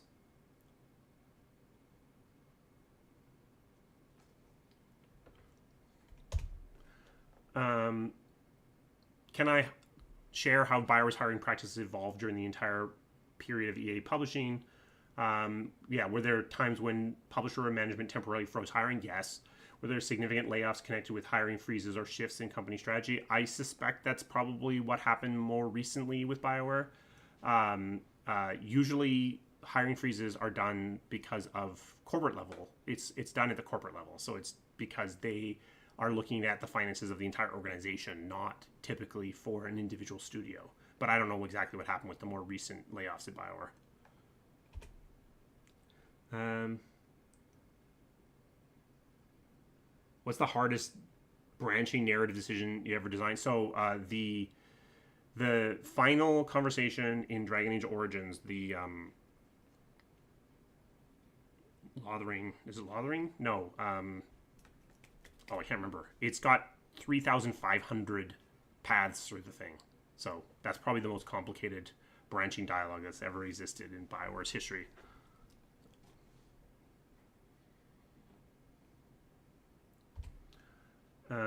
What do I think the actual impact on AI tools will be in game dev in the next 5 to 10 years? So I think that some things, so coding, we're seeing it already. We're probably going to see it in concept art. So I do think you're seeing that pivot from some of the AI tool makers to say, this is a tool to help you do your work, as opposed to, this is a replacement for a person. So I do think we're going to see that, and I think we're going to largely see acceptance of that. But I also think we're going to see somebody try to make a game with a lot of AI in there. AI generated content, AI generated art, AI generated writing, AI generated everything. And if it works even a little bit, we might see a massive explosion of, let's say, AI slop games. Because if you can make a game that looks decent, for not good, just decent, for a fraction of the cost of a normal game, there might be somebody who decides that they'll just ship 6,000 games a year, and if each of them sells 15,000 copies, they're doing amazing. I don't know. That's my worry.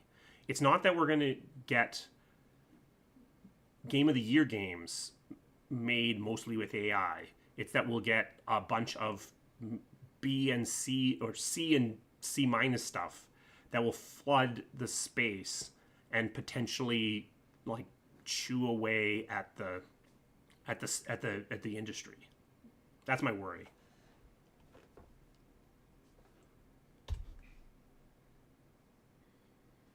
Do I know why BioWare decided to do Dragon Age instead of Neverwinter Nights? Yeah, because we had an opportunity to work on our own IP, and you make more money if you make your own IP. So that's part of it. It was an opportunity, and that's why.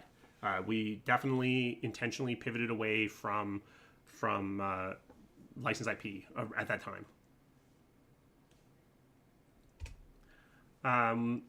Yeah, so what happens if Mass Effect does well? I think they're going to do another Mass Effect, and then probably another Mass Effect, and then we'll see.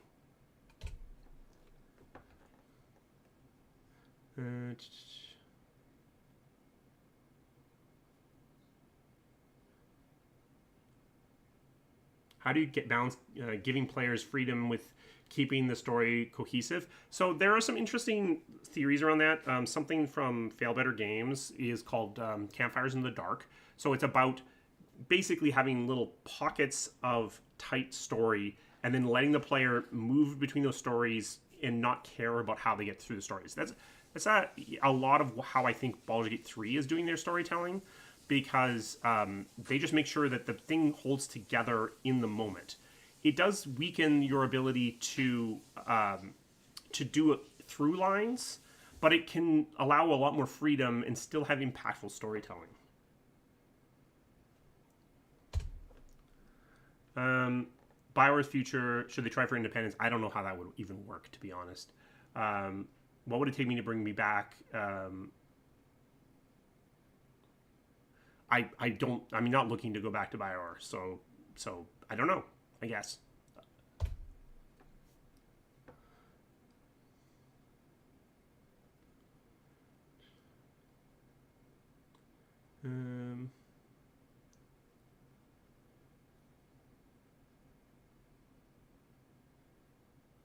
Yeah, is David right about DAO being, or Dragon Age being on the chopping block? So basically, EA kind of wants to only be making 6 or 12 games, and every time it's made a list of those games, Dragon Age has barely made the list. So there you go. So yeah, it's kind of been barely making the cut for a while. Favorite D&D class, historically Wizard. I played a Wizard in 4th edition D&D, and it didn't feel very wizardy, but yeah, Wizard is my go-to D&D class. Do I have any personal projects I'm working on? I'm not right now. I'm just consulting. I should be. I just need to force myself to do it.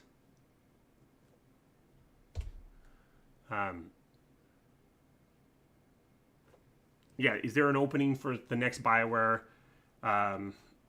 If Exodus or Expanse end up successful? I don't think those games succeeding or failing doesn't affect BioWare in any way. To be honest, having some other successful studios in the space, probably good for them. It shows EA that similar studios can be successful, and maybe it's also can help file off a few rough edges. So I actually think that I hope both those games do great, because I actually think it's good for BioWare.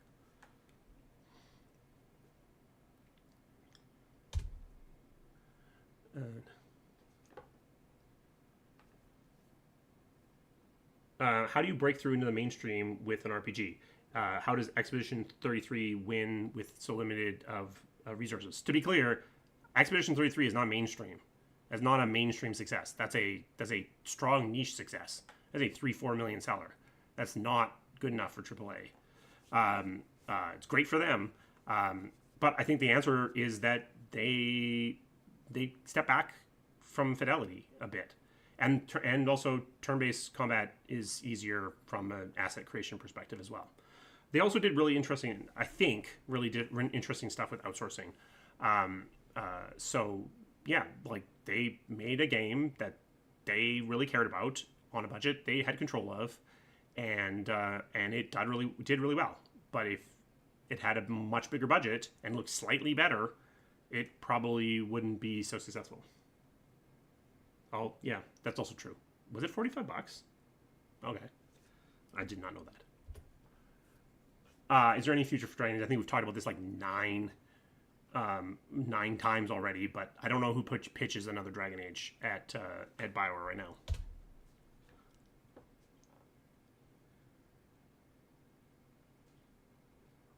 Yeah, I don't even know if I mean, when I counted, I think Expedition 33 is more like 30 people plus outsourcing, so it's pretty little. So yeah, I mean, the answer for RPGs, honestly, except for a couple, might be like Expedition 33. Have a smaller budget, have lower expectations, control your fidelity, and sell 3 million copies.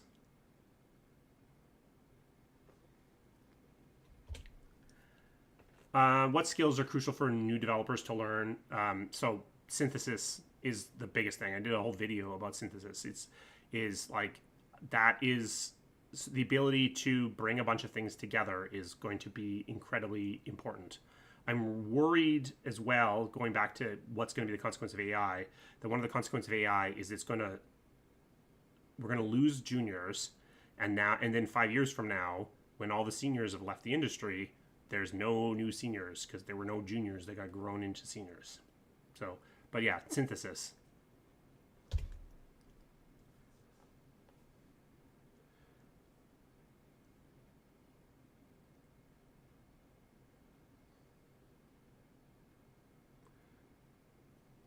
Uh, am I planning to be highly involved in the developing a potential big game of the year in the future?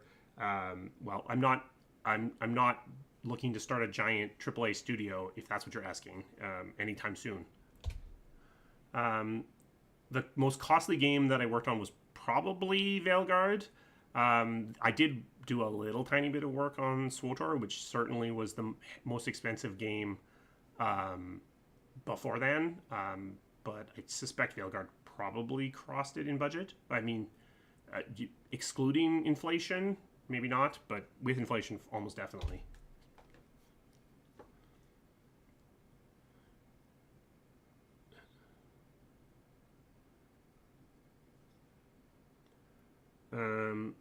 How does Bioware handle turnover and ensure past skills are passed on to future developer generation? Not always great. Ideally, you shouldn't have single points of failure, so that if somebody leaves, there's somebody else to pick up the slack and train the next person. But yeah, not always amazing.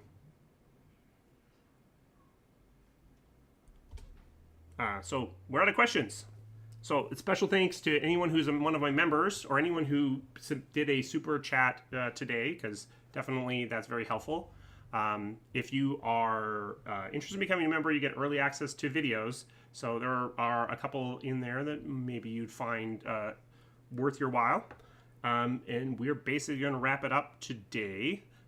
This went a little bit longer than I expected, but hopefully you got something useful. Thank you all.